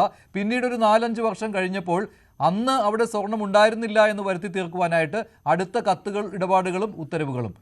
ഇത് സ്വർണ്ണ കൊള്ള എന്ന് മാത്രം വിശേഷിപ്പിക്കാൻ കഴിയുകയില്ലല്ലോ. ഇത് അതാണല്ലോ കോടതി കണ്ടെത്തിയത്, അന്താരാഷ്ട്ര ബന്ധം പോലും ഇതിൽ സംശയിക്കുന്നുവെന്ന്. മഞ്ജുഷ്, നമ്മളിതിനെ സത്യസന്ധമായി വിലയിരുത്തിയാൽ ശബരിമലയിൽ 2018-19 ശേഷം ഇങ്ങോട്ട് 2024-25 കാലഘട്ടം വരെയും നടന്നിരിക്കുന്ന സ്വർണവുമായി ബന്ധപ്പെട്ട, തിരുവാഭരണവുമായി ബന്ധപ്പെട്ട എല്ലാ തട്ടിപ്പുകളും ശ്രീ പത്മകുമാർ ദേവസ്വം ബോർഡിന്റെ പ്രസിഡന്റ് ആയിരുന്നത് കൊണ്ട് മാത്രം സംഭവിച്ചതാണ്. കാരണം പിന്നീട് ഇങ്ങോട്ട് ഈ കളവ് ഏത് രീതിയിലാണ് നടത്തേണ്ടത് എന്നതിന്റെ പാറ്റേൺ, അതിന്റെ ടെംപ്ലേറ്റ് അന്നാണ് നിർണ്ണയിക്കപ്പെട്ടത്. അന്ന് ഈ സ്വർണ്ണപ്പാളികളെ ചെമ്പുപാളികളാക്കി മാറ്റിയത് കൊണ്ട് മാത്രമാണ് പിന്നീട് ഈ തട്ടിപ്പ് അതേപടി നടന്നത്. കാരണം ഒരിക്കൽ ഇതിനെ മാറ്റിക്കഴിഞ്ഞാൽ പിന്നീട് അത് ചെമ്പുപാളികൾ തന്നെയാണ്. അപ്പൊ അതുകൊണ്ട് എത്ര തവണ വേണമെങ്കിലും നമുക്ക് അതിന് പുറത്ത് ഗോൾഡ് പ്ലേറ്റ് ചെയ്യുന്നതിന് കഴിയും. അതിന് വേണ്ടുന്ന ഏജൻസി ആരാണ് എന്നത് നമ്മൾ അന്ന് തീരുമാനിച്ചു. അതിന് വേണ്ടുന്ന സ്പോൺസർ ആരാണ് എന്ന് നമ്മൾ തീരുമാനിച്ചു. ഒരു തരത്തിലുമുള്ള ടെൻഡറിംഗ് പരിപാടി ഇതിന് വേണ്ട എന്ന് നമ്മൾ തീരുമാനിച്ചു. എന്ന് വെച്ചാൽ നമ്മൾ ഈ കോടതി ഭാഷയിലൊക്കെ കീഴ്വഴക്കം സൃഷ്ടിക്കുക എന്ന് പറയുന്നത് പോലെ ഒരു പ്രസിഡന്റ് അവിടെ ഉണ്ടാക്കി വെച്ചിരിക്കുന്നത് പത്മകുമാർ ദേവസ്വം ബോർഡിന്റെ അധ്യക്ഷനായിരുന്നത് കൊണ്ടാണ്. എന്ന് വെച്ചാൽ 2018-19 മുതൽ ഇങ്ങോട്ട് ശബരിമലയിൽ നടന്നിരിക്കുന്ന എല്ലാ സ്വർണ്ണമോഷണവും സുഗമമാക്കുന്നതിനുള്ള തീരുമാനങ്ങളാണ് അദ്ദേഹത്തിന്റെ ഭരണസമിതി എടുത്തത്. പത്മകുമാർ ചെയ്തിരിക്കുന്ന 1-2 കാര്യങ്ങൾ ആലോചിച്ച് നോക്കൂ. ഈ ചെമ്പിന് നേരത്തെ ഈ പറഞ്ഞതുപോലെ എക്സിക്യൂട്ടീവ് ഓഫീസർ കൊടുത്തതിന് ശേഷം ദേവസ്വം കമ്മീഷണറുടെ അടുത്ത് വരുന്ന സമയത്ത് ചെമ്പിനെ സ്വർണ്ണമാക്കി മാറ്റുന്നു, സ്വർണത്തിനെ ചെമ്പാക്കി മാറ്റുന്നു. എന്നിട്ട് ആ റെക്കമെൻഡേഷൻ ദേവസ്വം ഭരണസമിതിയിലേക്ക് പോകുന്ന സമയത്ത് കോടതി എന്ന് ഉത്തരവിൽ എഴുതിയിരിക്കുന്നത് എന്താണെന്ന് കണ്ടതാണല്ലോ. അവിടെയുള്ളതെല്ലാം സ്വർണ്ണമാണ് എന്നറിയാത്ത ഒരാൾ പോലുമില്ല. അവിടുത്തെ ഉദ്യോഗസ്ഥർക്കും അവിടെ തൊഴാൻ വരുന്ന ഭക്തർക്കും പൂർണ്ണമായിട്ട് അറിയാം ഇതെല്ലാം സ്വർണ്ണമാണ്, അത് വിജയ് മല്യ കൊടുത്തിരിക്കുന്നതാണ്. അതറിയാത്ത ഒരാൾ അവിടെ ഇല്ല. അപ്പൊ അതുകൊണ്ട് കൃത്യമായിട്ട് ധാരണ ഉണ്ടാകേണ്ടുന്ന ആൾക്കാരാണ് ഈ പത്മകുമാർ ആണെങ്കിലും അദ്ദേഹത്തിന്റെ ഭരണസമിതിയും. പക്ഷേ അത് ചെമ്പാണ് എന്ന് എഴുതിയിരിക്കുന്നതിന് ലീഗലായിട്ടുള്ള ഒരു എൻഡോഴ്സ്മെന്റ് അവർ കൊടുത്തു. അതുകൊണ്ട് എന്ത് ചെയ്തു? അതുകൊണ്ട് മൊത്തത്തിലുള്ളതിന്റെ മൂല്യം കുറഞ്ഞല്ലോ. കാരണം ഇത് സ്വർണ്ണപ്പാളികളല്ല, ചെമ്പുപാളികളായി. 2, ഇത് പുറത്തേക്ക് കൊണ്ടുപോകുന്ന പ്രവൃത്തി കുറച്ചുകൂടെ സുഗമമാക്കി. കാരണം അന്ന് കോടതിയുടെ ഉത്തരവുണ്ടായിരുന്നില്ല. പക്ഷെ അന്ന് ദേവസ്വത്തിന്റെ മാനുവലിൽ വളരെ കൃത്യമായിട്ട് ഒരു സ്റ്റാറ്റ്യൂട്ടറി കണ്ടീഷൻ ഉണ്ട്, ഇത് പുറത്തേക്ക് കൊണ്ടുപോകാനായിട്ട് കഴിയുകയില്ല. വളരെ കൃത്യമായിട്ട് ബൈൻഡിങ് ആയിട്ടുള്ള നിയമമാണ്. അതിനെ ബൈപ്പാസ് ചെയ്യുന്നത് ആരാണ്? പത്മകുമാറാണ്. കാരണം അതിന് ചെക്ക് ആൻഡ് ബാലൻസ് ആയിട്ട് പ്രവർത്തിക്കേണ്ടത് ഭരണസമിതിയാണ്. ഭരണസമിതിയാണ് ഇത് പുറത്തേക്ക് കൊണ്ടുപോകണോ വേണ്ടയോ എന്നുള്ള ആത്യന്തികമായിട്ടുള്ള തീരുമാനമെടുക്കുന്ന ഡിസിഷൻ മേക്കിംഗ് അതോറിറ്റി. അല്ലാതെ ദേവസ്വം കമ്മീഷണർ മാത്രം വിചാരിച്ചാൽ നടക്കുമോ? നടക്കില്ല. തിരുവാഭരണം കമ്മീഷണർ വിചാരിച്ചാൽ നടക്കുമോ? നടക്കില്ല. എക്സിക്യൂട്ടീവ് ഓഫീസർ വിചാരിച്ചാൽ നടക്കുമോ? നടക്കില്ല. ആര് വിചാരിച്ചാൽ നടക്കും? ഭരണസമിതി വിചാരിച്ചാൽ നടക്കും.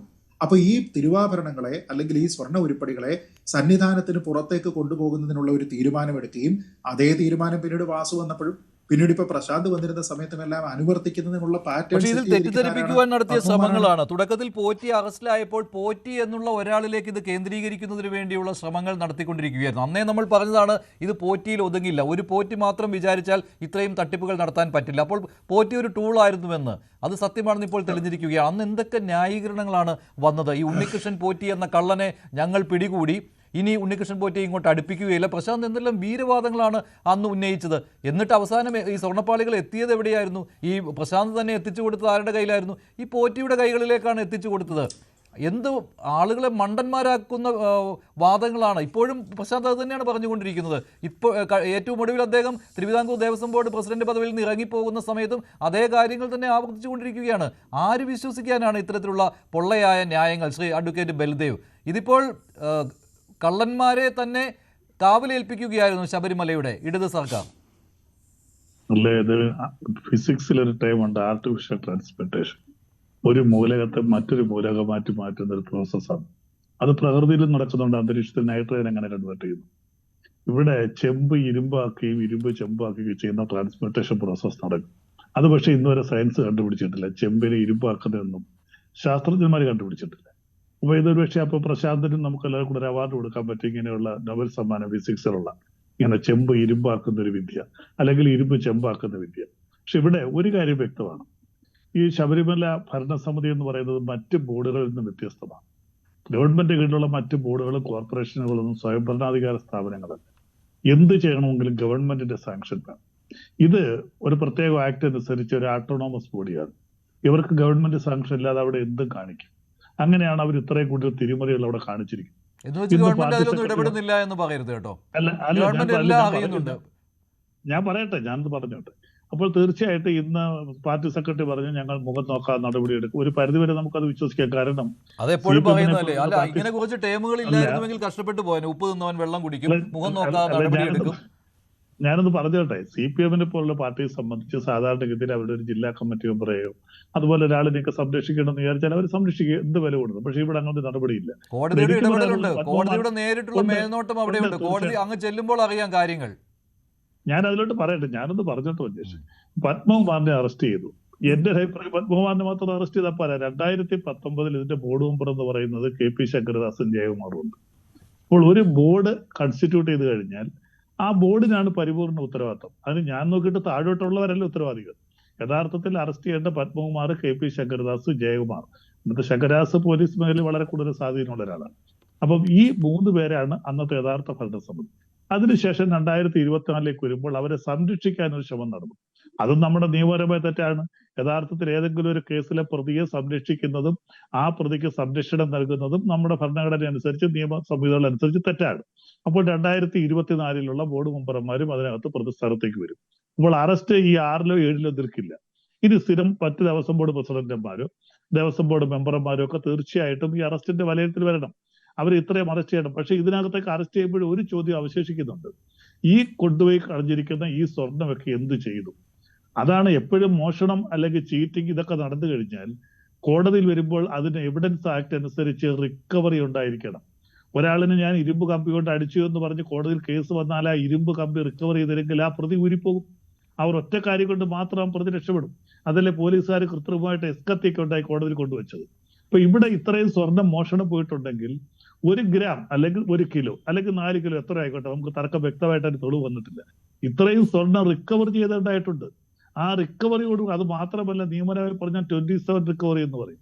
പ്രതിയെ കൊണ്ടുപോയി പ്രതി കാണിച്ചു തന്ന വഴിയിലൂടെ പോയി പോലീസ് റിക്കവർ ചെയ്യുന്നതാണ് യഥാർത്ഥത്തിൽ കോടതിയിൽ വരുന്ന റിക്കവറി എന്ന് പറയുന്നത്. അല്ല വാദി കാണിച്ചു കൊടുത്താൽ പോരാ. അതിലേക്കൊക്കെ എത്തിയിട്ടില്ലല്ലോ. അതിലേക്ക് എത്തുമെന്ന് പ്രതീക്ഷിക്കാം. പക്ഷേ ഈ സ്വർണ്ണമൊക്കെ എവിടെ പോയി എന്നുള്ളത് ഇപ്പോഴും നിഗൂഢതയാണ്. ആ വാതിലിന്റെ കാര്യത്തിൽ ഇപ്പോഴൊരു കൃത്യത വന്നിട്ടില്ല. ശ്രീ പണിക്കർ, ഇക്കാര്യത്തിൽ സർക്കാരിന്റെ ഇപ്പോൾ അന്നത്തെ മന്ത്രിമാർ കുറ്റക്കാരാണ്, അവരും ഇത് അന്വേഷണ പരിധിയിലേക്ക് വരണം എന്നുള്ള ആവശ്യമൊക്കെ വരുന്നുണ്ട്. അതിനോട് താങ്കൾ യോജിക്കുന്നുണ്ട്? ഇപ്പോൾ കടകംപള്ളി അക്കാലത്തുണ്ടായിരുന്ന മന്ത്രിയാണ്. ഏറ്റവും ഒടുവിൽ ഇപ്പോൾ വാസവൻ ആ പദവിയിൽ ഇരിക്കുന്നു. അവർക്ക് ഇതിൽ പങ്കാളിത്തമുണ്ട് എന്ന രീതിയിലുള്ള അത് ആരോപണങ്ങൾ മാത്രമാണല്ലോ അല്ലേ? മഞ്ജുഷ്, അത് കേവല ആരോപണം എന്ന രീതിയിലത്തേക്ക് മാത്രം നമുക്കിതിനെ കാണാനായിട്ട് കഴിയില്ല. കാരണം എന്താണെന്ന് വെച്ചാൽ ശബരിമലയുമായി ബന്ധപ്പെട്ട് അവിടുത്തെ ഏറ്റവും പ്രധാനപ്പെട്ട അസറ്റുകൾ മുഴുവനും ശ്രീകോവിലുമായി ബന്ധപ്പെട്ടതാണ്. അപ്പൊ ശ്രീകോവിലിനെ പൊതിഞ്ഞിരിക്കുന്ന അവിടെയുള്ള ദ്വാരപാലകരുടെ പാളികളാണെങ്കിലും കട്ടളയുടെ പാളികളാണെന്നുണ്ടെങ്കിലും പിന്നെ വാതിലിന്റെ തന്നെ പാളികളാണെങ്കിലും മറ്റവിടെയുള്ള പാളികളാണെങ്കിലും ഒക്കെ തന്നെ എല്ലാവരും എപ്പോഴും കാണുന്ന ഈ ഭാഗങ്ങളെ അവിടെ നിന്ന് നീക്കി അത് കച്ചവടം ചെയ്യണമെന്ന് തീരുമാനിക്കുന്നുണ്ടെങ്കിൽ അത് ചെറിയ പ്ലേയേഴ്സ് എന്നാണ് ഈ സ്മോൾ ഫിഷസ് എന്നൊക്കെ പറയുന്ന ആൾക്കാർ ചെയ്താൽ, അവർ മാത്രം വിചാരിച്ചാൽ പുൾ ഓഫ് ചെയ്യാൻ പറ്റുന്ന ഒരു കാര്യമാണെന്ന് ഞാൻ കരുതുന്നില്ല. 2, നേരത്തെ ഈ പറഞ്ഞതുപോലെ ഒരു 10 ഗ്രാം സ്വർണം അല്ലെങ്കിൽ 2 കിലോ സ്വർണം, ആ സ്വർണത്തിന്റെ മതിപ്പ് വില എത്രയാണെന്ന് വെച്ചാൽ അത്രയും കിട്ടിയാൽ മതിയോ? അതല്ല എന്ന് ഈ വിൽക്കുന്ന ആൾക്കാർക്കും അറിയാം. അപ്പൊ അങ്ങനെയാണെങ്കിൽ ഇതിന് വിശ്വാസപരമായിട്ടുള്ള ഒരു മൂല്യമുണ്ട്. ആ മൂല്യം ആണ് ഇതിന്റെ ഈ യഥാർത്ഥ വില എന്ന് അറിയാവുന്ന ആൾക്കാരാണ് എങ്കിൽ അത് ഈ കേവലം ഈ ഉദ്യോഗസ്ഥർ മാത്രമാവില്ല, അല്ലെങ്കിൽ ദേശത്തിന്റെ ബോർഡിലുള്ള ആൾക്കാരോ അതിന്റെ ഭരണസമിതിയിലുള്ള ആൾക്കാരോ മാത്രമാവില്ല. അതിന് പുറത്തേക്ക് ഇങ്ങനെ ഒരു തീരുമാനം എടുത്തു കഴിഞ്ഞാൽ അതിന് എല്ലാവിധ അപ്രൂവലും നൽകാവുന്ന ഒരു ഗവൺമെന്റ് അവിടെ ഉണ്ടാകണം. പക്ഷെ മറ്റു സ്ഥാപനങ്ങൾ പോലെ അല്ല എന്നുള്ള മുൻകൂർ ജാമ്യം എടുക്കുന്നുണ്ട്. തിരുവിതാംകൂർ ദേവസ്വം ബോർഡിനെ ആ രീതിയിൽ കാണരുത്, അത് സർക്കാരിന് ആ രീതിയിലുള്ള നിയന്ത്രണമുള്ള സ്ഥാപനമല്ല എന്ന് ആ ഒരു മുൻകൂർ ജാമ്യമാണ് വരുന്നത്.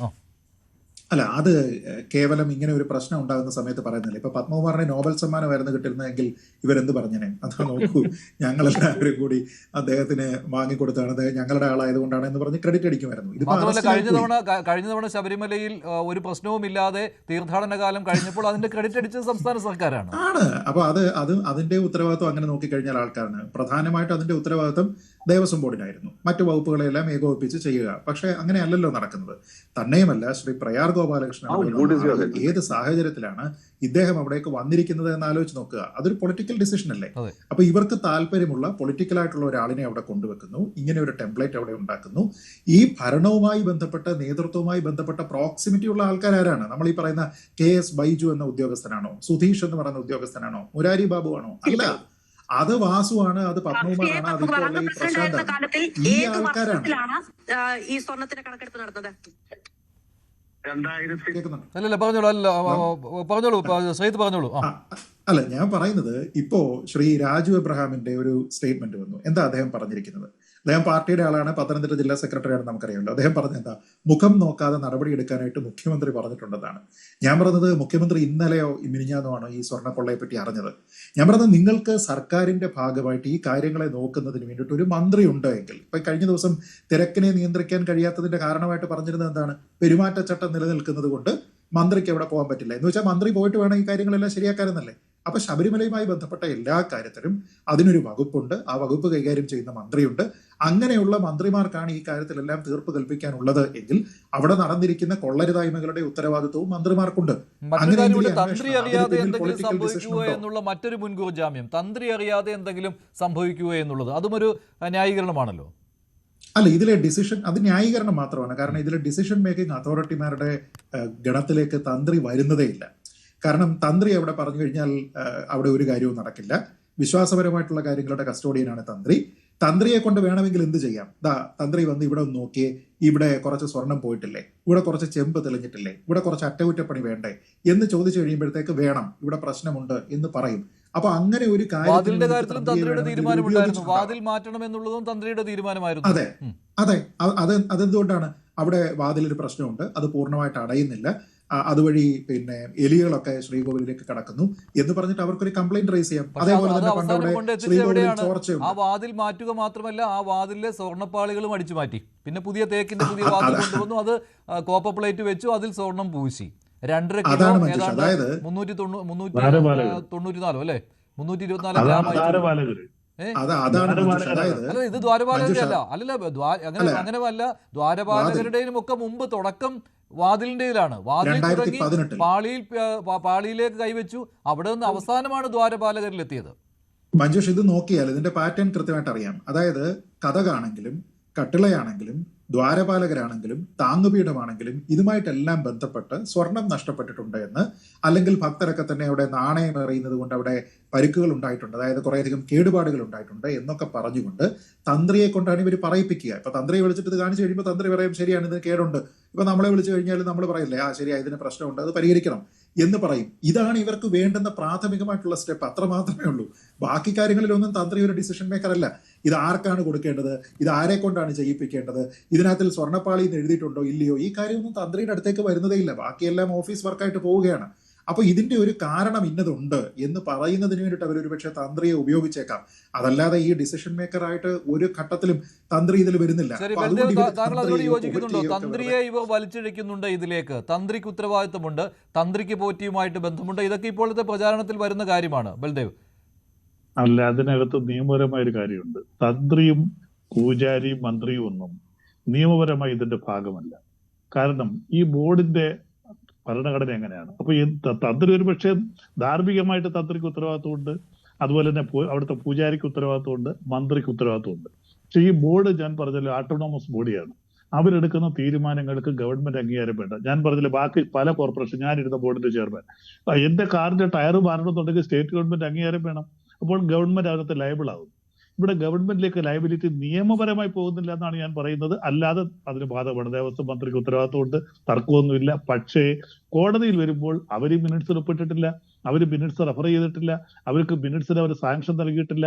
അതുപോലെ തന്ത്രിക്ക് ഇതിനകത്ത് ഉത്തരവാദിത്വം എന്ന് പറയുന്നത് ഈ പൂജാതിയുമായി ബന്ധപ്പെട്ട കാര്യങ്ങളോ ശ്രീകോവിലുമായി ബന്ധപ്പെട്ട കാര്യങ്ങളോ തന്ത്രിയുടെയും മുഖ്യ പൂജാരിയുടെയും പരിപൂർണമായ അധികാരമില്ലാതെ പുറത്തു കൊണ്ടുപോകാൻ പാടില്ല. അത് ഈ ക്ഷേത്രമല്ല, ഏതൊരു ക്ഷേത്രത്തിന്റെയും ക്ഷേത്രവുമായി ബന്ധപ്പെട്ട കാര്യങ്ങളെല്ലാം പൂജാധികാരികളിൽ മാത്രമല്ല, ഈ ക്ഷേത്രത്തിന്റെ ശ്രീകോവിൽ അവിടുത്തെ വിഗ്രഹം മാറ്റി വെക്കണമെങ്കിലും എല്ലാത്തിനും അതിനകത്ത് അധികാരമുള്ള ഒരു വ്യക്തിയാണ് തന്ത്രി. നിയമപരമായിട്ട് അധികാരം വ്യക്തമല്ലെങ്കിൽ പോലും തന്ത്രിക്കും മന്ത്രിക്കും ഉത്തരവാദിത്വം ഉണ്ട് എന്നാണോ താങ്കൾ പറയുന്നത്, അതോ ഉത്തരവാദിത്വം ഇല്ല എന്നാണോ? നമ്മൾ അതാണ് ഞാൻ നിയമപരമായ ഉത്തരവാദിത്വമില്ല, ധാർമ്മികമായ ഉത്തരവാദിത്വമുണ്ട്. അവരുടെ അറിവില്ലാതെ ഇതൊന്നും അവിടെ നടക്കത്തില്ല. പക്ഷെ കോടതിയിൽ തീർച്ചയായിട്ടും ഉണ്ട്. നിയമപരമായി അവരിലേക്ക് ഒരിക്കലും ഒരു കേസും ചെല്ലില്ല. കാര്യം അവർ ഈ മിനിറ്റ്സിലൊന്നും ഒപ്പിടുന്നില്ല, മിനിറ്റ്സിനകത്ത് അംഗീകാരം കൊടുക്കുന്നില്ല, ഈ ചർച്ചയിലൊന്നും അവർ പങ്കെടുക്കുന്നില്ല. അതെല്ലാം തീരുമാനിക്കുന്നത് ഒറ്റ കമ്മിറ്റിയാണ്. ഈ 3 പേരടങ്ങുന്ന ദേവസ്വം കമ്മിറ്റിയും അതിന്റെ കൂടെ നിൽക്കുന്ന ദേവസ്വം കമ്മീഷണറും ആ മിനിറ്റ് അറ്റസ്റ്റ് ചെയ്യുന്ന സെക്രട്ടറി ഉൾപ്പെടെയുള്ളവരാണ് ചെയ്യുന്നത്. അത് ബോർഡിന്റെ വേറെ അനുസരിച്ച് ഒരു കമ്മിറ്റി എടുക്കുന്ന തീരുമാനം അടുത്ത കമ്മിറ്റിയിൽ ആ മിനിറ്റ്സ് പാസ്സാക്കണം. അതിന് ഈ 3 ബോർഡ് മെമ്പർമാരും അതിന്റെ സെക്രട്ടറി കമ്മീഷണറും മതി. അവിടെ തന്ത്രി വന്ന് ഒപ്പിടുകയും വേണ്ട, പൂജാരി ഒപ്പിടേണ്ട, മന്ത്രി ഒപ്പിടേണ്ട, ഗവൺമെന്റ് സാങ്ഷൻ വേണ്ട. അങ്ങനെ വരുമ്പോൾ നിയമപരമായിട്ട് അവർക്ക് ഉത്തരവാദിത്വമില്ല. പക്ഷെ ധാർമ്മികമായിട്ട് ഒരു ക്ഷേത്രത്തിൽ എന്ത് അഴിമതി നടന്നിട്ടുണ്ടെങ്കിലും അതിനകത്ത് തന്ത്രിക്കോ അവിടുത്തെ പൂജാരിക്കോ ഒഴിഞ്ഞു മാറാൻ പറ്റില്ല.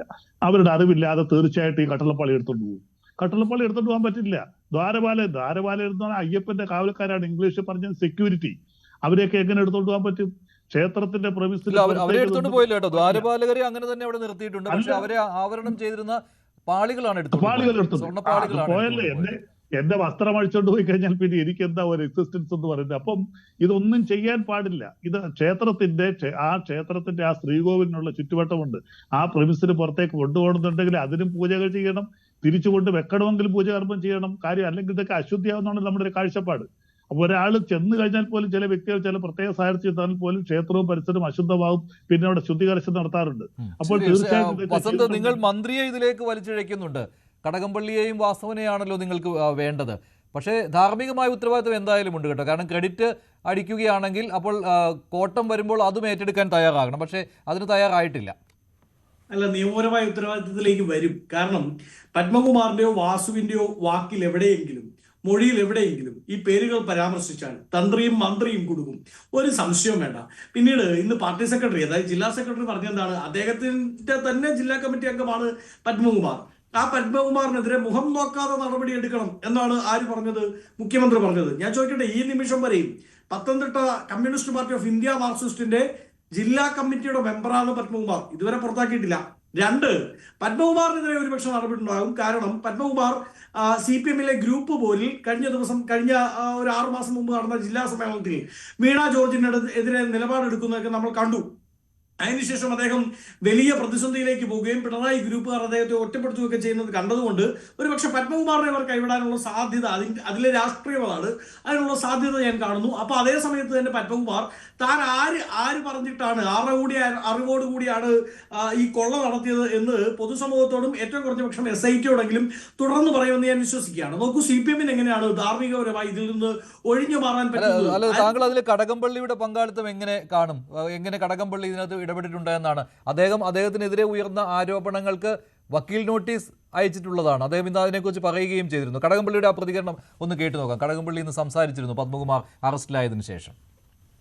നമ്മുടെ സംസ്ഥാനത്ത് പ്രവർത്തിക്കുന്നതായിട്ടുള്ള 5 ദേവസ്വം ബോർഡുകളും സ്വതന്ത്രമായ പ്രവർത്തനമാണ് നടത്തുന്നത്. ദേവസ്വം ബോർഡുകൾക്ക് ദേവസ്വം വകുപ്പ് മന്ത്രി എന്നുള്ള നിലയിലോ മന്ത്രാലയത്തിലോ ഏതെങ്കിലും തരത്തിൽ ഒരു ഫയൽ അയക്കേണ്ട കാര്യമില്ല. ദേവസ്വം ബോർഡ് എടുത്തിട്ടുള്ള ഒരു തീരുമാനവും ഗവൺമെൻറ്റിൻ്റെ അറിവോടെയല്ല, ഗവൺമെൻറ്റിന് താല്പര്യമുള്ള വിഷയമല്ല. അത് ഭക്തരും അതുപോലെ തന്നെ ദേവസ്വം ബോർഡുമായി ബന്ധപ്പെട്ട പ്രശ്നങ്ങൾ മാത്രമാണ്. ഈ അന്വേഷണം എന്ന് പറയുന്നത് കുറ്റമറ്റൊരു അന്വേഷണ